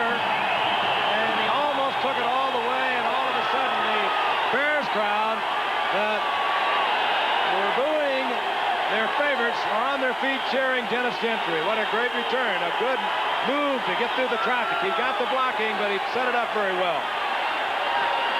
Playing with a very sore foot. Gentry down the sidelines. There was only one man could save it. That was Jerry Gray, who turned it back inside, and then the pursuit finally gets Gentry at the 15-yard line. And now the crowd has another thing to cheer about as Mike Tomczak takes over at quarterback. And the crowd has just spotted that at the 15-yard line, 1st and 10. And he gives the ball to Thomas Sanders. And he takes it to the 10-yard line. 2nd down. This is the 3rd start for Tomczak. He started the 2nd and 3rd games of the year against Philadelphia and Green Bay. Is a little over 52% on his completions with no touchdowns and 3 interceptions, and they are looking at the right leg of Walter Payton. And that's why he is out of the game, and that was the injury that kept him limited in practice time this week. Against Sanders, the tailback. Behind Suey, Sanders in for the touchdown. That's all we needed. Tomczak and Sanders.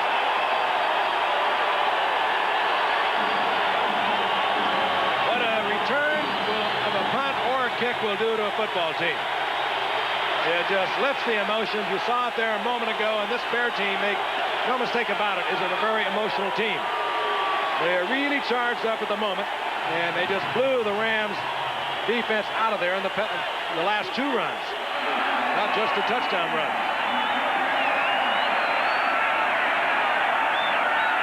Butler trying to tie it. Fuller back in the game to hold.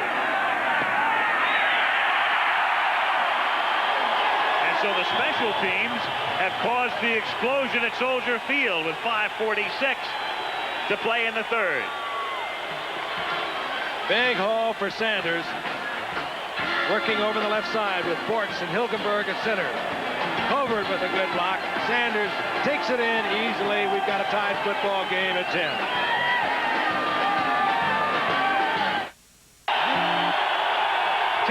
Tie as Butler kicks off, and again it's a short kick, and that one goes out of bounds, as did his kick to start the 2nd half. And one earlier almost went out of bounds. He doesn't like it. Leaving it over to the right. Trying to hook it deep. I think what they're trying to do, and I think what Kevin Butler is trying to do and has been told to do, keep it away from Ron Brown if you can. Ron Brown makes a habit of returning kickoffs for touchdowns. Right now, Payton is up on his feet. They were looking at his right toe, and the word we received from the bench is they did not know whether he would be returning or not. Looks like he's ready. Meanwhile, Brown and White to receive again. And they have moved up to the 15-yard line. You remember Ron Brown and his speed from the '84 Olympics, Al. I'm sure of that. Gold medal in the 4x100 relay and finished 4th in the 100-meter final. And here he is from the 11 to the 20, 30,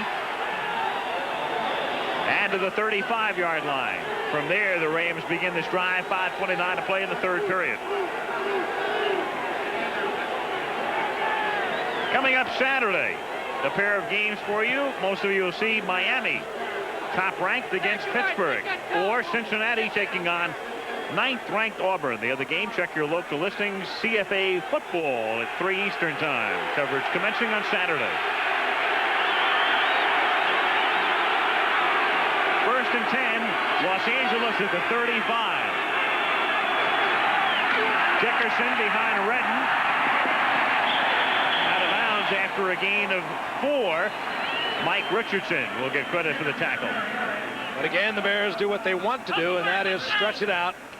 And Dickerson is really dangerous, and he does it as good as anyone in the league, and that is when he cuts back against the grain. And when he does that, he can pop for big ones. We'll be in Cleveland next Monday. Marino and Bernie Kosar. Yep. A couple of young quarterbacks, one of them already rewriting the record book, and another one has a good shot at it down the line. 2nd and 7 from the 38-yard line. Redden, minimal gain. It'll be 3rd down and 5. 5:15 to play. 3rd quarter. That's called give Dickerson a little bit of a breather and let's make sure that they're at least thinking halfway honestly and they're not going to be totally in pursuit. Steve Dills is 1 out of 12. That one was the little swing on his first throw of the night, which Dickerson took for 26 yards.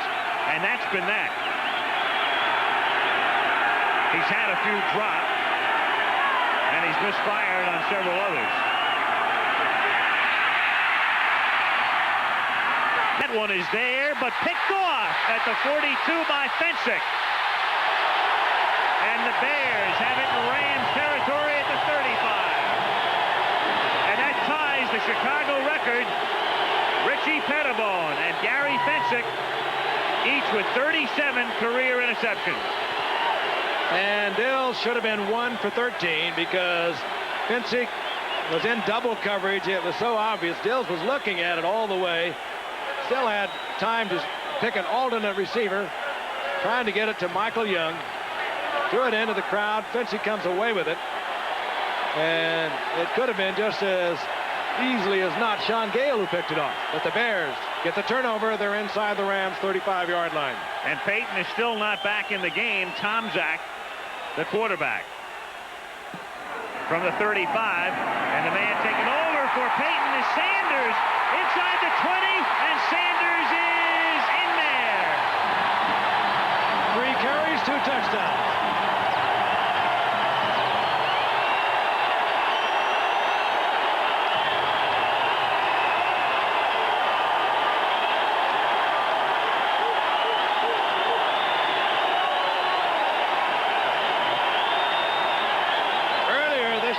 Sanders had a 75-yard touchdown run against Cincinnati. He just got tremendous blocking out in front of him and then put the speed on down the sidelines, but the execution was at the line of scrimmage. Thayer was out there. Van Horn got a good block back, and the Bears have the lead again. If you didn't know better, you'd swear it was Payton in somebody else's uniform. Butler with Fuller holding. High snap, but he gets it down. And the kick is good. The snappers on the punting and field goal unit for the Bears are putting a thrill back in it. Here it is again. Both guards coming, Ports and Thayer. And Van Horn over the right side with a good block back. Springs Sanders down the sidelines, and he just uses his quickness to take it in for the touchdown. The Bears are on top 17-10. The defense and the special teams, this one has turned out to be an explosive one. 17-10 Chicago in the 3rd period as Butler kicks off for the Bears. 4:23 left in the 3rd. And 3-0 Bears going into this 3rd quarter. Brown backs up from the 1 to the 20. 1st and 10 Rams. Neil Anderson, the running back in on special teams, makes the tackle. Word is on Walter Payton that he has gone into the locker room. They will x-ray his right foot, looking at the right toe, right big toe. And you might be able to play in the middle of the line or some parts of football. You think immediately of an offensive lineman, but if you're a running back and you're cutting and twisting and turning, you need that right big toe. 1st and 10 LA from the 21-yard line. Dickerson, gain of 5. Otis Wilson, who's been pretty quiet tonight in terms of getting a call, in on that play. Our telecast tonight, presented by authority of the National Football League, is intended for the private use of our audience. Any rebroadcast or other use of the telecast without the express written consent of the National Football League is prohibited.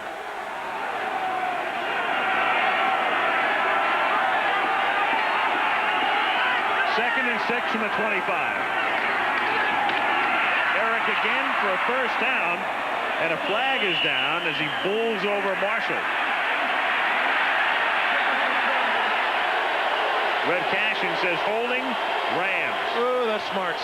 They had the 1st down, and it just takes the momentum away and the emotion. John Robinson. Holding. Number 60 on the offense. Still second down. Dennis Hara, you'll see it over the right side. Great blocking guard. I don't think there's any question as he almost strangles McMichael. Well, look at it this way. He did make a big hole.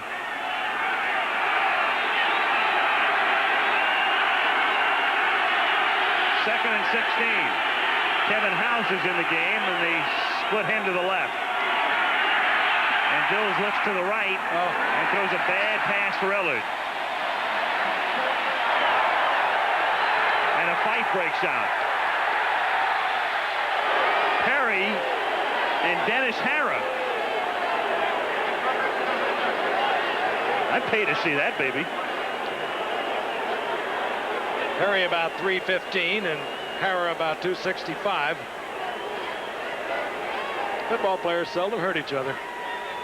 Unnecessary roughness, number 72. And only Perry gets penalized. Well, they usually see the second man who gets into it. They seldom see the first one. And Perry is explaining exactly what was going on the part of Dennis Hara. He will get no sympathy. Now he's telling Gary Fensick, who's trying to quiet him down.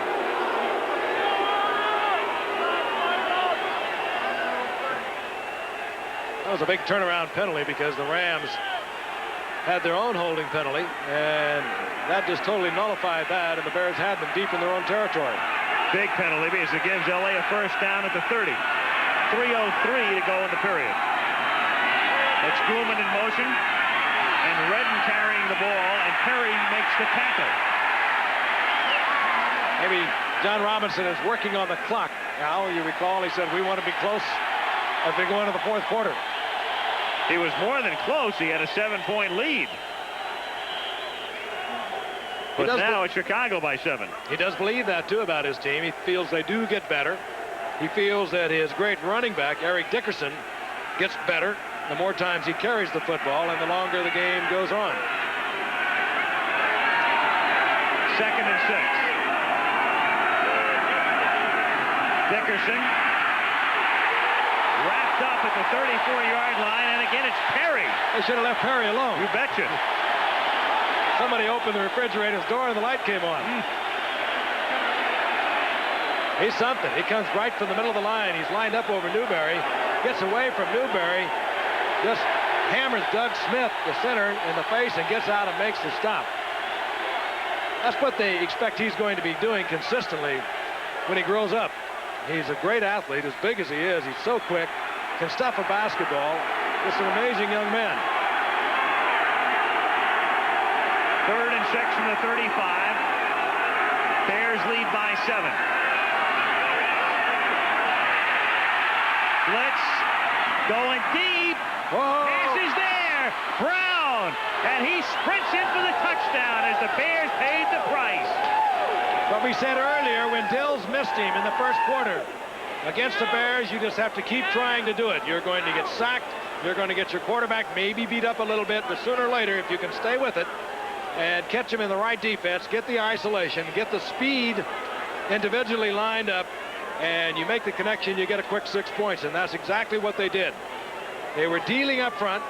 They were bringing the outside linebacker on the left. Dills read it all the way, got the single coverage. It was Gale trying to run with Ron Brown, the Olympic gold medalist in the 4x100. Forget it, no chance whatsoever.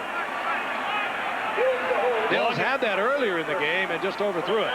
Longest play from scrimmage for the Rams this season. 65-yard touchdown to Lansford for the extra point. Dills holding.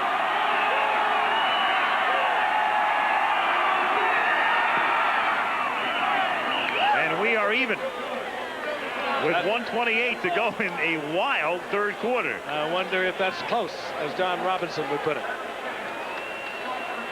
So the Rams in Chicago. It was 3-0 Bears at the half. And a couple of key turnovers and big plays here in the third period, and it's 17-17. You saw Durison, he was on the blitz. That gave the coverage to Ron Brown individually on Gale. And he tried to get some help back there, but I'm sure he was single covered.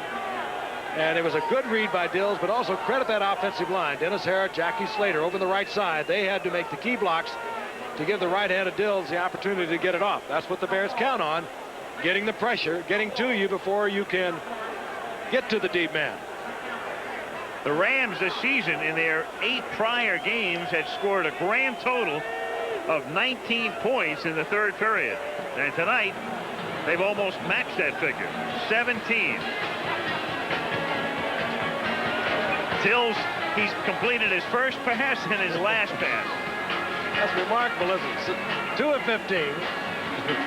And he has the Rams tied at 17.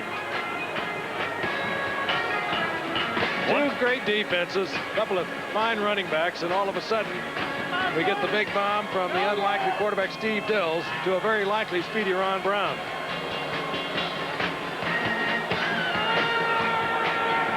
So Soldier Field is quiet again. He called his 4x100 at the Coliseum, if I remember right, Al, in '84 in the Olympics, Ron Brown.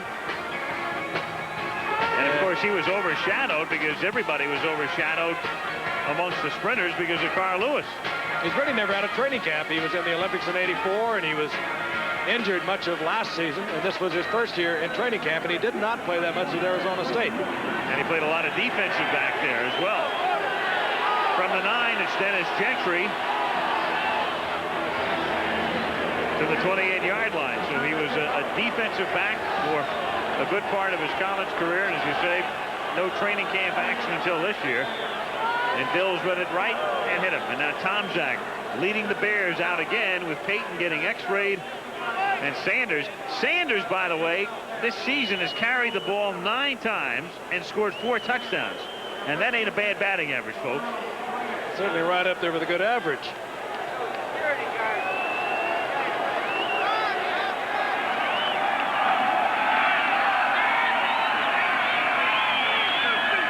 Sanders and Thomas are the running backs on first down from the 28-yard line, and Tomczak under pressure throws the screen, and it's dropped at the 22. Well, Sanders isn't perfect. That's the play the Bears have been using so successfully tonight to Walter Payton. But again, Payton is in the locker room, x-rays on his right big toe.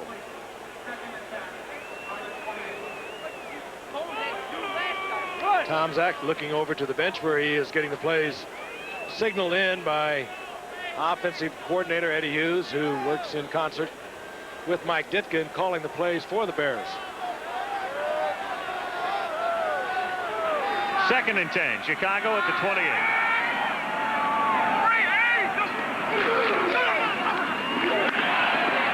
Calvin Thomas gets 5 to the 33. 3rd and 5. Tomczak wasn't drafted. The Bears got him as a free agent as Thomas moves out of the lineup. But earlier this year, when McMahon was hurt for the first time, it was Tomczak that Mike Ditka elected to start in his place. He made a start against the Eagles, also against the Green Bay Packers. Bears won both of those games, not too much of it credited, however, to Tomczak. In the Green Bay game, in fact, it was Fuller who came on to bail him out. And Tomczak throws, and paying the price at the 40-yard line is Neil Anderson, but he does get the first down, and the crowd appreciates it. Nice hand for the #1 draft choice. And I mentioned earlier that Anderson was a good all-around football player down at the University of Florida. He had 25 receptions as a senior and over 3,200 yards rushing. And that will bring us down to the end of the 3rd quarter, all tied up at 7. 4th quarter action still to go. John Robinson said, we want to be close when we go into the 4th quarter. We're tied at 17. We'll return after this message from our local stations. Okay. Been around.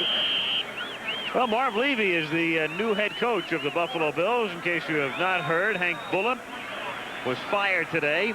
And Levy, former head coach of Kansas City, and he's been up in Canada, is the new head coach of the Buffalo Bills.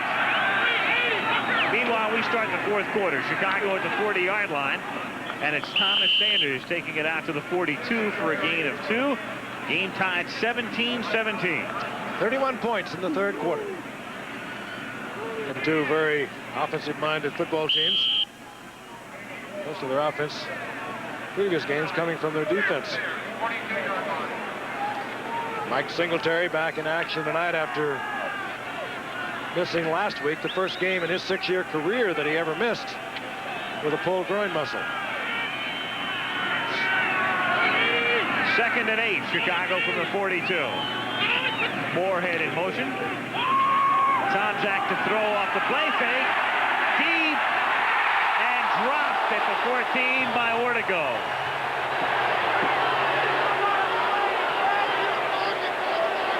Just a little more on it. Ortego had beaten his man, Jerry Gray. Tomczak just didn't have enough to get it to him.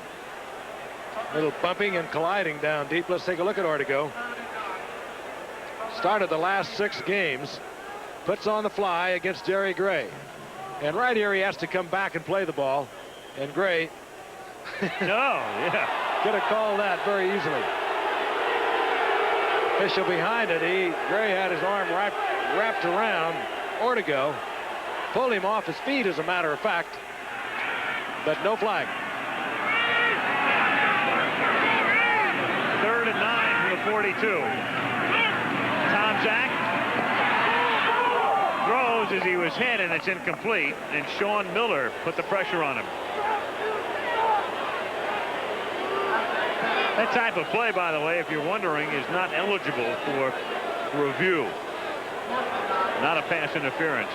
You know what was funny? I'm looking around Soldier Field. There's no replay board here. They didn't replay that play because they don't have the system or the capability of showing it. But I guess there are enough people. There are enough people with television sets in the stands that they clustered around.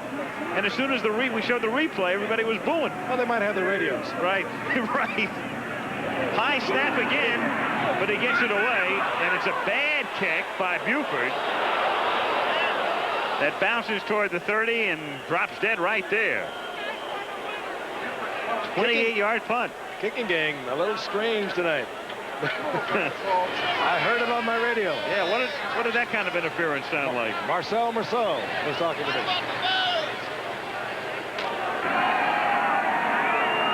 The age of the watchman, I suppose, isn't it? Looks like the one you had last Monday. Yeah. Everybody watching their own replays. That was the loudest response to what you would figure was a non-visual replay ever. But enough of those things around. Rams take over at their own 30-yard line. 1st and 10. Gilman in motion. Dickerson picks up 2. 2nd down and 8. Gilman is playing a lot tonight because of an injury to Tony Hunter. He's not playing at all tonight because of a stress fracture of his leg. As we look at the third quarter numbers, 31 points put up on the board by both clubs. Bears once again dominating in total yards, but we are tied at 17. Each team turning it over 3 times. Rams have it at the 32-yard line. 2nd down 8.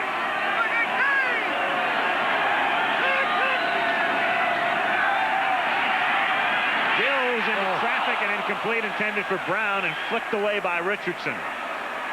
Richardson was seeing touchdown. All he had to do was hold on to it. He could have walked in. And Dills hit him right in the hands.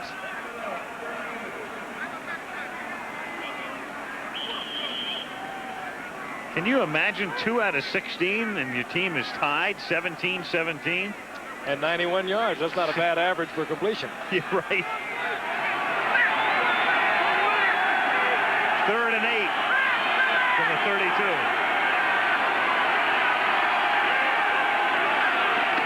Dickerson.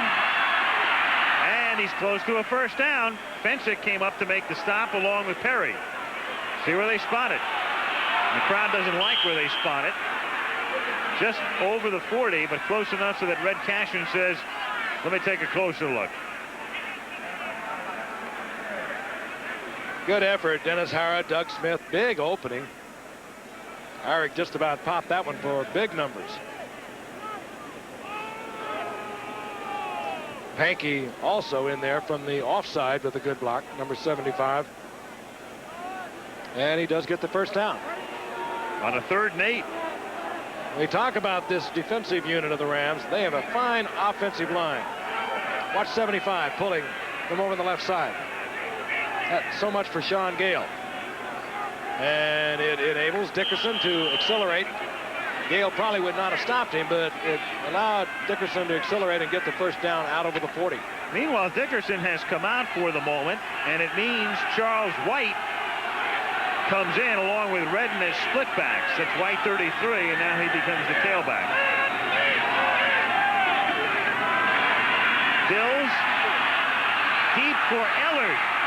Too deep. Richardson covering. Charlie White, of course, played his collegiate football under John Robinson. Is a great story, Heisman Award winner. The word is on Dickerson, he has cracked the goggles that he wears, and we assume he'll be back in. As a matter of fact, he's coming in right now. Charlie White played 5 years at Cleveland, released. Johnny Robinson picked him up last year, and when Dickerson was a holdout, he had a couple of good games filling in for Eric. Dickerson probably called Jabbar to get the spare pair. 2nd and 9. Those glasses are fogged. He's going to need another pair. Richard Dent, Super Bowl MVP. So quick and so strong. Different defensive team. They take a lot of pride in the fact that they are doing something different under their new defensive coordinator, Vince Tobin, who replaced Buddy Ryan. They're more disciplined. And it was Dan Hampton who said we took a lot of pride in being able to do something different. We knew what we could do last year. We did it kind of helter-skelter, but we were playing more disciplined, and we were playing it well, and we think we are improving with every game. On 3rd and 10 from the 40, Dills scrambling, hit, and dropped at the 44-yard line as Sean Gale, the nickelback, came up to make the tackle. And thus the Rams will kick with 11 minutes and 33 seconds to play in the 4th quarter. This is a big game in particular for the Rams, of course, who will lead the NFC West no matter what. But they'll either lead by a half game over San Francisco and Atlanta or a game and a half. As Hatcher gets it off and Barnes fields at the 13. And Chicago will start its next drive from the 18-yard line. 11:07 Vegas type numbers remaining in the 4th. 17-17 at Soldier Field.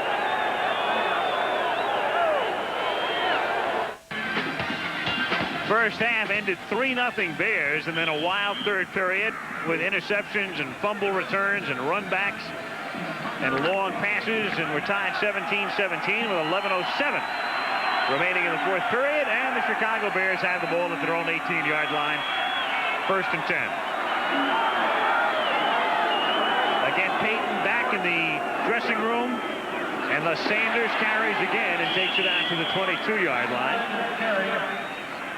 2nd and 5. Tim Fox comes up to make the hit. Sanders has a lot of speed. He really opened up the 3rd quarter. The touchdown run, a couple of them in the first 2 out of the first 3 times he carried the football. He got it into the end zone, but it was earlier in the year, Cincinnati, when he exploded for a long touchdown run of 75 yards. Very quick, and he's very fast when he gets the open field. 2nd and 5. Good protection. Tom Zach throwing goal, 43-yard line. Hit by Leroy Irvin. And the acrobatic athletic one, Willie Gault, makes the catch. Take a look at Willie Gault now. Leroy Irvin has no choice. He has to play off Gault a little bit. Gault, like Ron Brown of the Rams, has that great speed.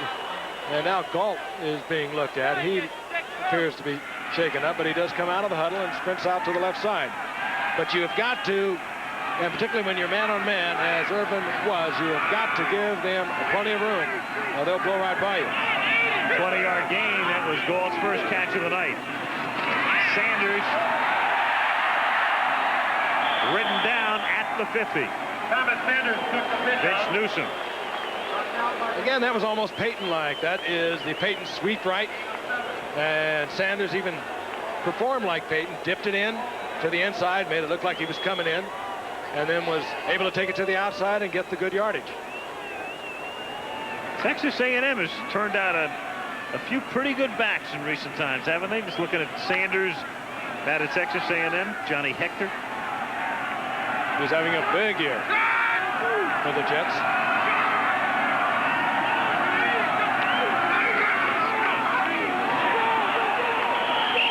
Suey losing 3 thanks to Doss. Great quarterback numbers. Dills 2 of 17, 91 yards, 1 touchdown, 1 interception. Fuller 9 of 19, 102 yards, 2 interceptions. Tomczak 2 of 5, 27 yards. Peyton is 0 for 1, isn't he? Doesn't matter who's throwing tonight. And not playing, not even activated, Doug Flutie, who will probably be activated before 3 o'clock tomorrow afternoon. And Jim Everett, the great one from Purdue, just acquired recently by the Rams. They are watching. 3rd and 6 out of the shotgun, and it's dropped by Tomczak. And then he dumps it over the middle and throws a wobbly short pass incomplete. And it'll be 4th down, and in comes the punting unit. So Tomczak going out. You mentioned Flutie, Frank. Have you ever seen a game with 2 quarterbacks involved that have gotten more publicity who've never played a down of NFL football? I'm talking about Flutie and Everett. Well, when Jim McMahon starts to talk about something, it gets a lot of publicity. Yeah. And he did not like the idea of Doug Flutie coming here. Buford finally gets a nice snap and gets off a fair kick and a fair catch by Johnny Johnson at the 11-yard line. 42-yard punt. Rams at the 11, 8:09 to play, 4th quarter. It is 18, of course, is Tomczak. Fuller is number 4, and it adds up to Flutie, and that could well be. I'll tell you what, with the quarterbacking we watched on both sides tonight, it's going to inspire a lot of young quarterbacks around this country, give them new, higher aspirations. I, too, can play this game. So the Bears defensively now with the Rams at their own 11-yard line. 8:09 to go. Koolman in motion. Fake to Dickerson. Dills going for Ellard. And batted away at the 45-yard line by Mike Richardson. Timing his leap, getting a hand on it, 2nd and 10. Again, fairly good protection by the offensive line, considering they're blocking the Bears. It gave Dills time to go up on top. He did not even have an optional receiver. If he did, he certainly wasn't looking for him. Richardson had played it absolutely perfectly. He was right there. And bats it away.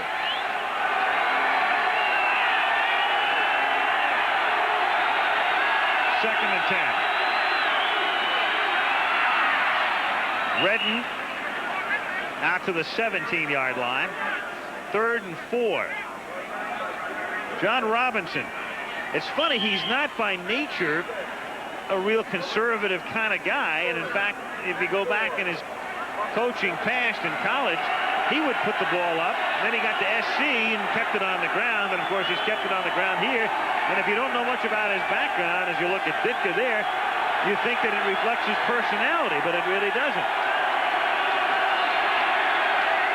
Chuck Scott is in as a wide receiver to the left, but only as a decoy for Dickerson as he takes it out to the 23. 1st down. Good effort by Dickerson over the right side. And you think this game isn't rough down there. Dickerson has got more blowout patches in that jersey than you can count. The amazing thing about Dickerson is I've watched him now for the last 3.5 years is the durability of this man. I talked about that in the case of Walter Payton, but Dickerson probably gets hit every bit as hard or maybe even harder than Payton. And he is always there. From the 23-yard line, it's Redden taking it for 2. It figures tonight with Eric Dickerson running against the Bears. It's the most yards anybody has picked up against Chicago this season, a total of 92 thus far for the Big E. Mike Rozier in the Houston game had gained 85, and that had been tops. Soldier Field, Chicago, and what's turned out to be not a bad night, all things considered, because it's been just a breeze and not a full wind. 2nd and 9. Dickerson out to the 33, and it appears to be just shy of the first down. He's getting up close to 100 yards, but he's also carried the ball 26 times. So he has been fairly well contained tonight on a very chilly night here in Chicago. 3rd and 1. Bears over the last 3 years do not give up many 100-yard performances. In fact, this will be only the 4th since '84, counting the '84 season, 2 of them by Dickerson.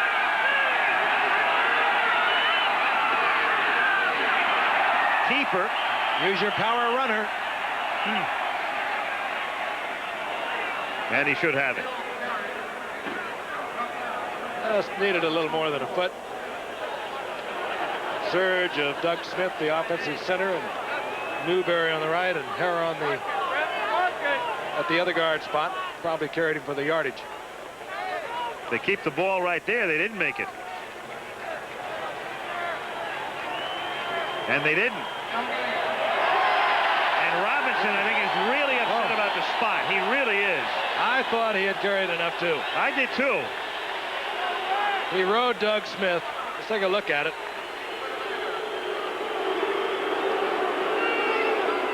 Well, now that we look again, I think it was a pretty good spot. Hatcher. Bad kick. And a bad bounce. And a good break for Chicago. Well, as we said at the very beginning, we didn't think it was going to be pretty. It's just two rough, tough football teams, particularly defensively, getting it on in Chicago, and they're tied at 17. And there have been some great games played over the many, many years that these teams have met. Think of some of the great players who have performed, not only the ones we're watching tonight, but way back. Cleveland next Monday. Browns on top with Cincinnati in the AFC Central against the Dolphins, who've won their last 2. Tom Zach gives it to the first man through, Thomas, out to the 47-yard line. And the clock now down to 4.5 to play in the 4th.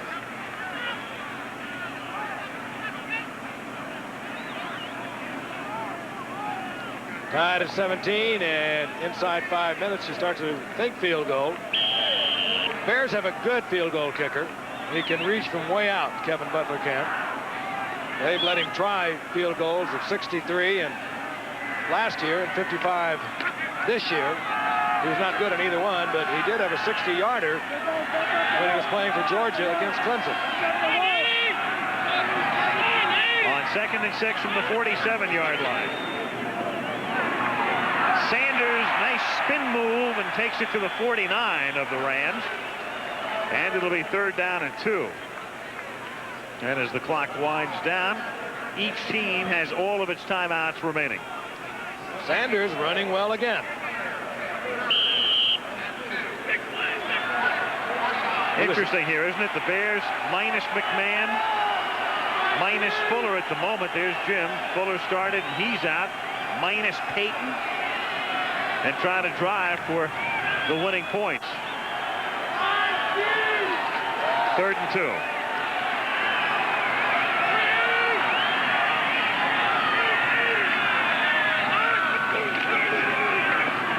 Tom Zach rolling, pressured, dumps it off, and they say he was downed at the 42 in the grasp, and he's down by Meisner, who gets credit for that sack at the 42-yard line. Great effort on the part of Meisner to get there. They were giving Tom Zach an option. He either would throw the ball or run the ball, and look at Meisner. Spotted the opening, number 69, and was in on Tom Zach before he could do anything with it. He was in the grasp. Whistle had blown. And the Bears bring out the punting unit. Good call he gave Tom Zach. An option. He's a pretty good running quarterback. But it's just a great play by the Rams defense, and specifically Greg Meisner. Buford kicking in Ellard's direction. Ellard's had a rough night. Catches this one at the 19 and brings it back to the 26. 37-yard punt, 6-yard return. Rams with all of their timeouts. 2:44 to play in the fourth, and they start at their own 27-yard line, 1st and 10. Dickerson tonight is over 100. 101, 26 carries, and 32 times he has gone over the century mark during the regular season. They have been tough yards. 3 times against the Bears in his illustrious career. 27-yard line, Dickerson. A hard-earned 8. Now to the 35-yard line. And it'll be 2nd and 2. Well, John Robinson said that his man keeps getting better as the game grows older. O.J. Simpson said that so frequently. You get a great running back, just keep giving it to him, keep giving it to him. He'll get better, and pretty soon he'll pop one. John Robinson believes in that.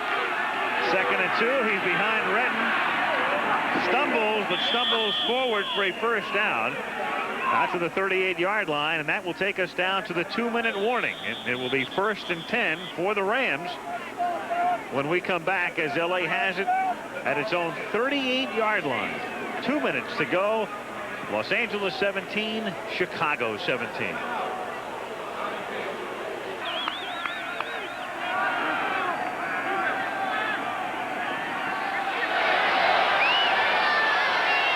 About the kicking ability of Kevin Butler of the Bears. Mike Lansford of the Rams has a career best of 52 yards. He's done that twice for the Rams.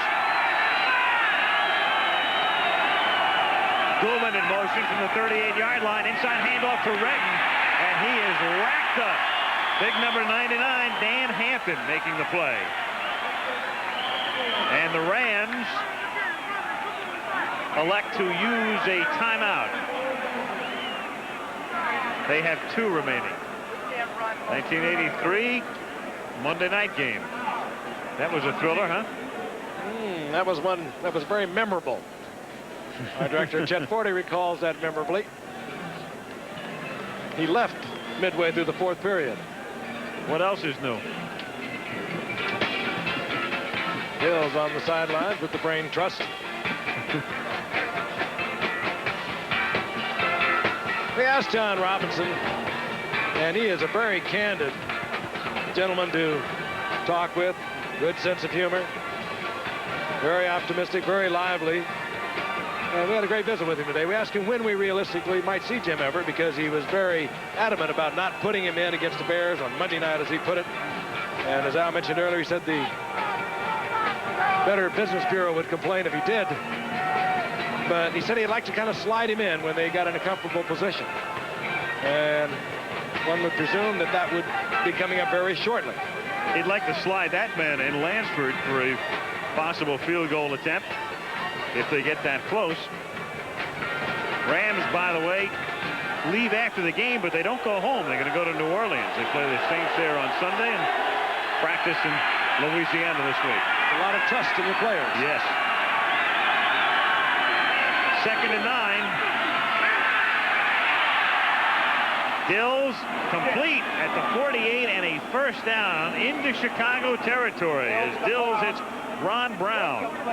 And that stops the clock. 1:42 remaining now in the 4th. I liked it. Dickerson came over and congratulated him. Shook Dill's hand.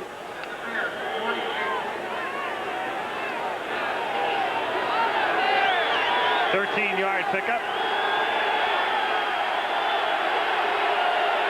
Ellard to the left. Brown to the right. And Dickerson on a sweep.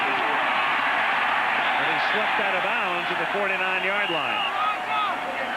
String it out, and that's what they want to do with Dickerson. Fensick was up there from his safety spot. Wilbur Marshall was out there. Dickerson is the most dangerous when he cuts it back against the grain. And by design, the Bears want to try and string that Dickerson sweep out to the sidelines if they can. Second and 11. Rams at the 49. Lansford, longest career field goal, 52. Longest this year, 46.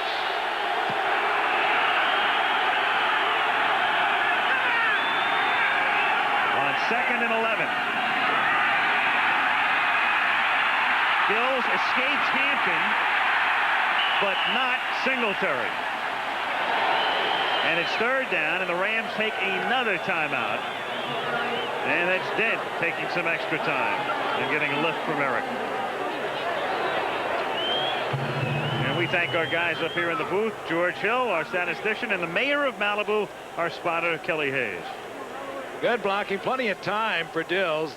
His receivers just did not come open. He pulls it down, tries to get away, gets away from Singletary for a moment, but down he goes back to the original line of scrimmage where it'll be third down and 10. And Jim McMahon looking on, missing his 4th game of this season. And he has missed so many of them over his career, which is now in his 5th year.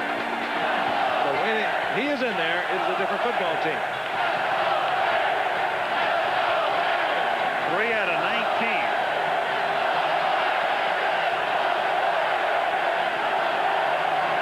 This will be an interesting call. Third down, long.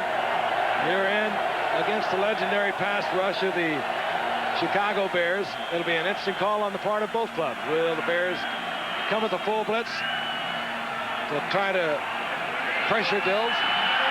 Or will even John Robertson let him throw the ball?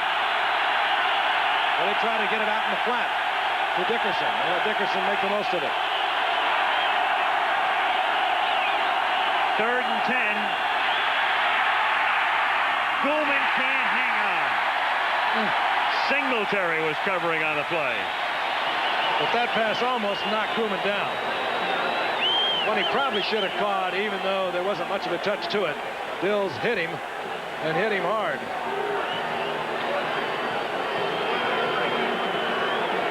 So now Hatcher with 1:23, and when the Bears get the ball, they have all of their timeouts. Dent put the pressure on Dills. He fired one in there, a little too much on it, but it would have been a first down had Goulman been able to hold it. Barnes, 14-yard line, risky catch, and a 1-yard run back to the 15. So Chicago with 3 timeouts and 1:14 after that 34-yard kick. Wild third quarter. Now we've worked away almost entirely through the 4th quarter with nothing. No scoring. And the Bears a long way from getting into Kevin Butler field goal range.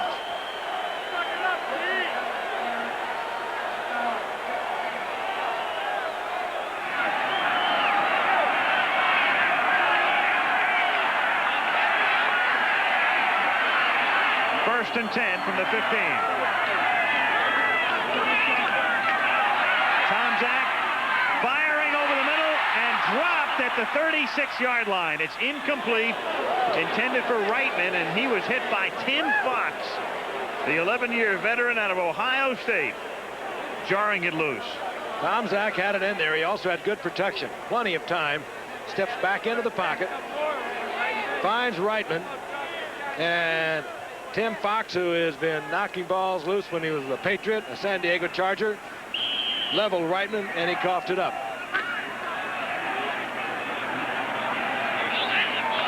11 years out of Ohio State.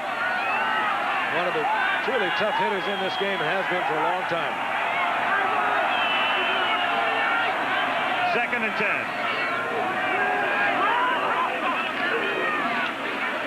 Sanders thrown out of bounds, and no flag at the 18-yard line. Vince Newsom was the thrower. Kevin Butler's moon boot.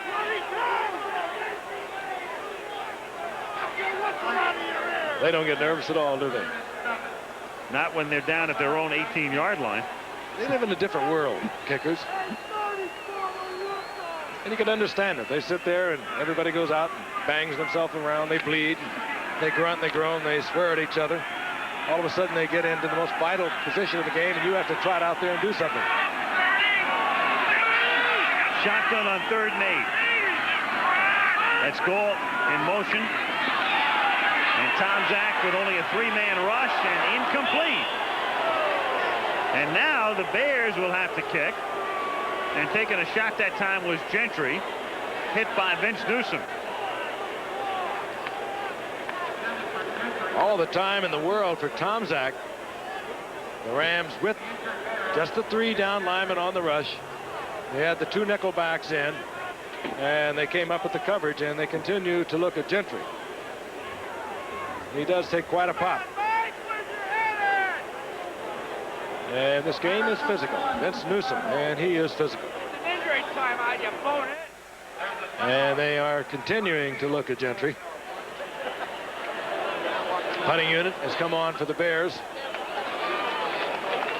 Now, if you're the Rams, I send everybody. What do you do, Frank? You send everybody. Try to block it. Although they will get relatively good field position. The punting at Buford has been not that spectacular tonight. So they really have an option on it. They have the best punt return man in the game for the last 3 years, at least in the National Football Conference. They have him back there, albeit he's only been around for about a week after being a holdout.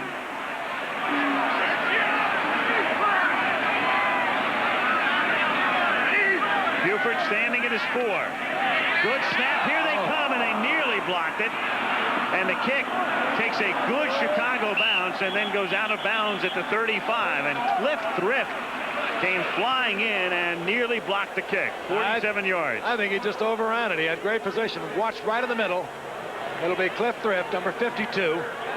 Another former Charger like Timmy Fox. And all he had to do was go for it. He just ran right by it. He didn't know where to place the hands.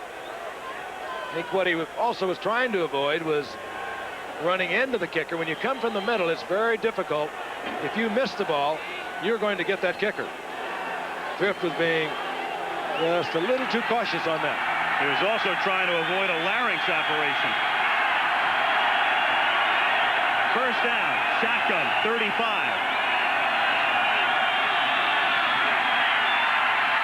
Bill sidearms it to Kuhlman. Kuhlman getting out of bounds with a first down at the 48-yard line. The Rams have 1 timeout remaining. And so Kuhlman, who was unable to hold on to a 3rd down pass the last time the Rams had the ball, catches this one, takes it to the 48.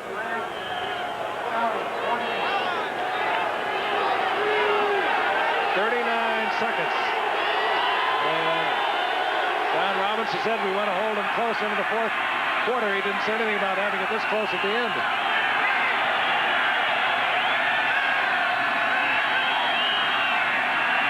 Flag down. Screen to Dickerson. 45-40, and that would be a first down, but a marker at the line of scrimmage at the 48-yard line. What a super tackle by Gary Fenson. Open field, Eric Dickerson, and it looks as though it's going to work against the Bears. Offside, number 95 on the defense. That penalty is declined. First down. Dent. 1 timeout remaining. 29 seconds. Ball at the 40. So right now you'd be looking at a 57-yard field goal. And they don't want to look at it.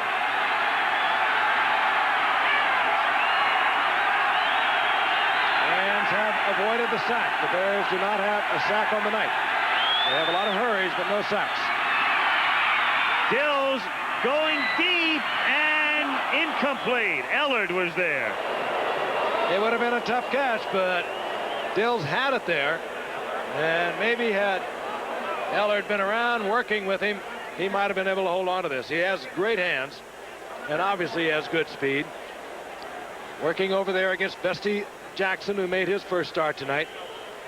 Ball is there right off the fingertips. The tough catch is you look back, directly back over your shoulder, and it is difficult but catchable.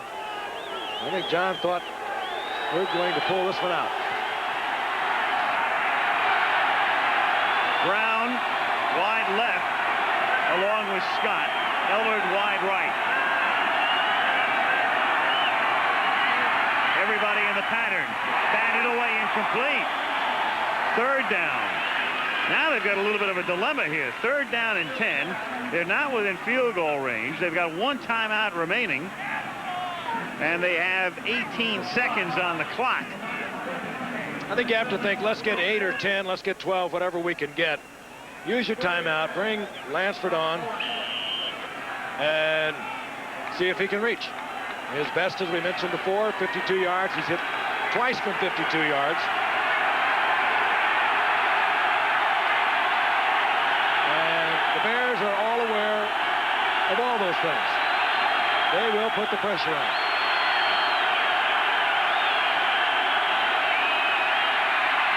Hampton puts the pressure on. Screen to Dickerson. Dickerson takes the ball to the 33, and they'll take a timeout here. And this will mean a 50-yard field goal. Sean Gale makes the tackle. So 9 seconds left, and here comes Lansford, and they'll spot it down at about the 40. He's kicked this season a 47-yarder for his longest of the year, and then a 52-yarder, the longest of his career. One thing about when you attempt a long field goal, the trajectory coming off your foot is a little lower than it would be if you were in closer, when you can just naturally get it up much more quickly. And that, combined with the Bears' tremendous rush, the pressure they put on both punters and field goal kickers, this could be very interesting as the crowd is on its feet. Dills holding.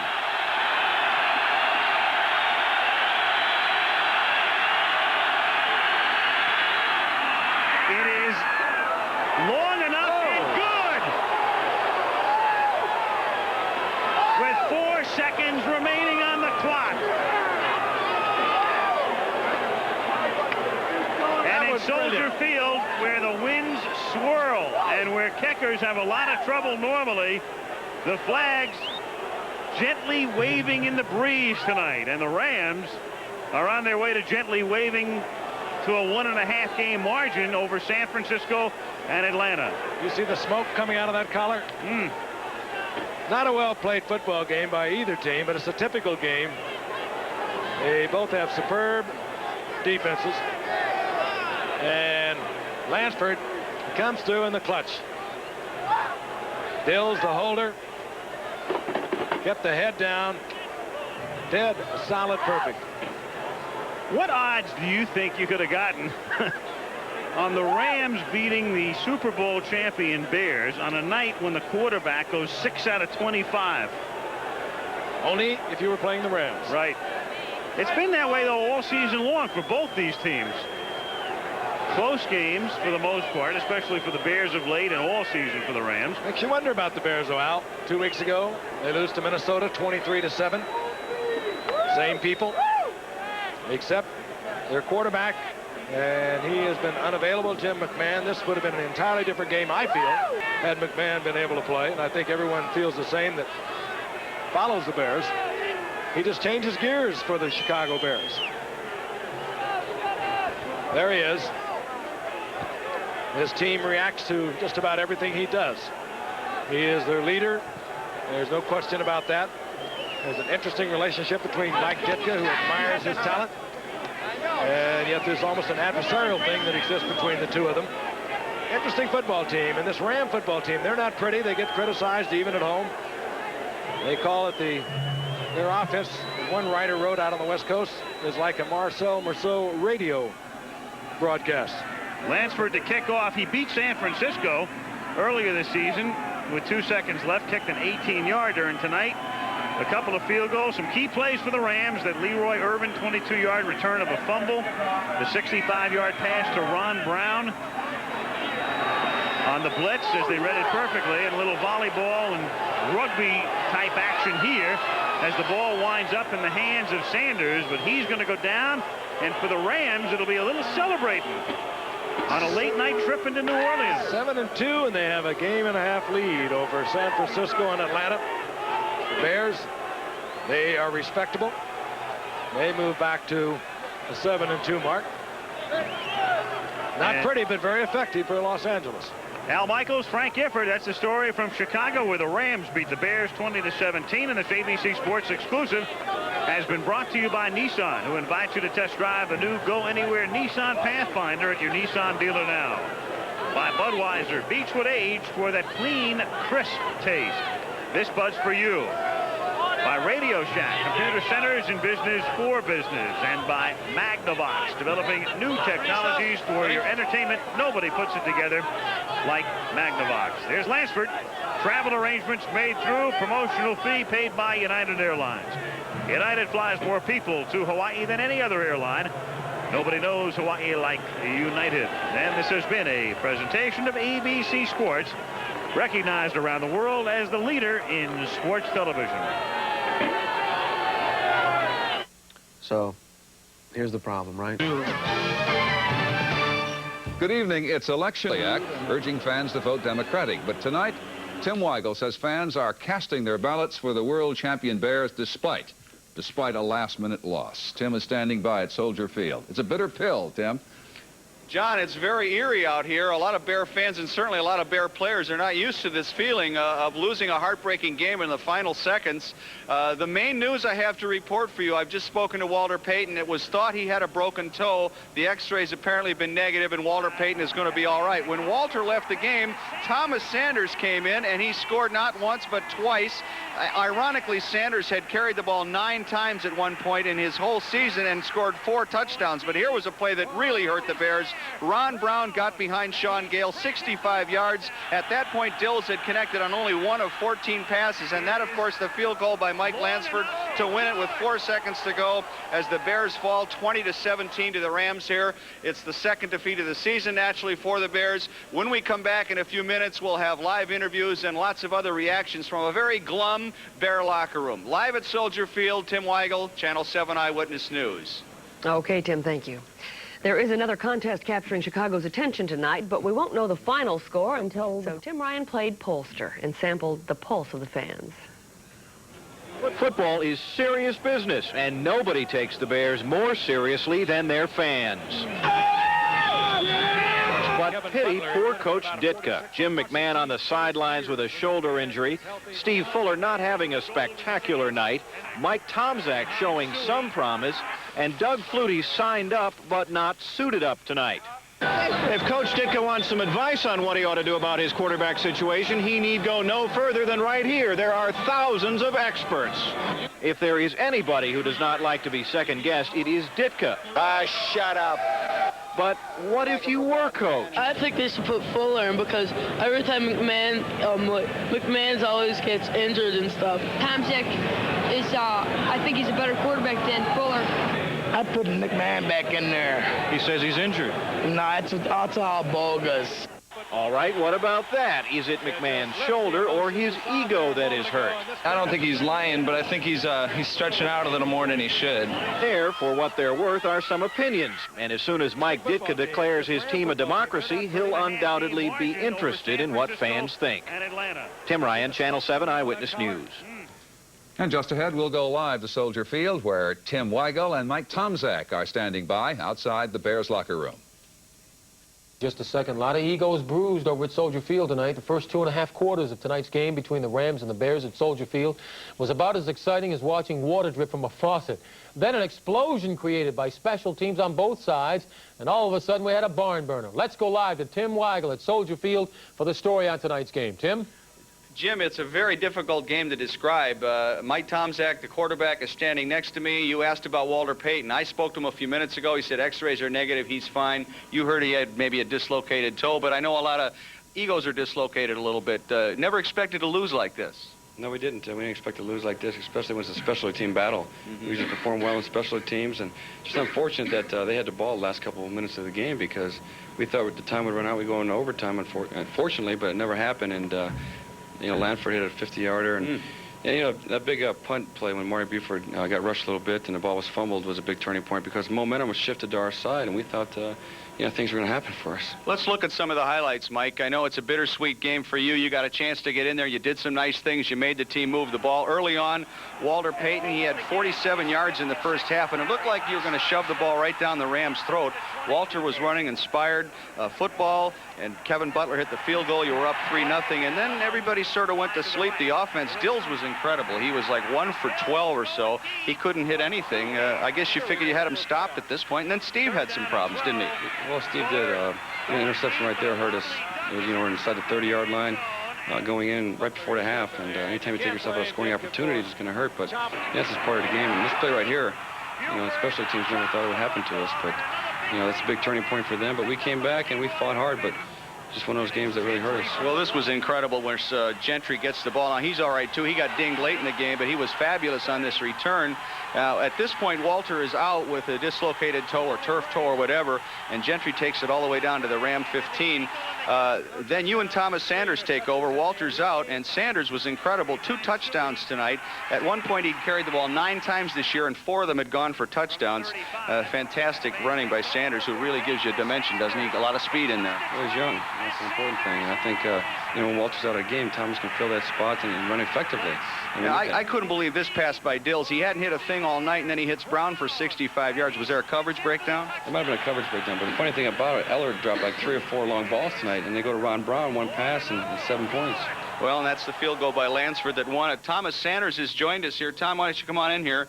Mike, thanks very much. Nice ball game by Mike Tomczak. We were just talking about you. I guess you always thought if you got the chance, you'd make the most of us, and you really exploded tonight.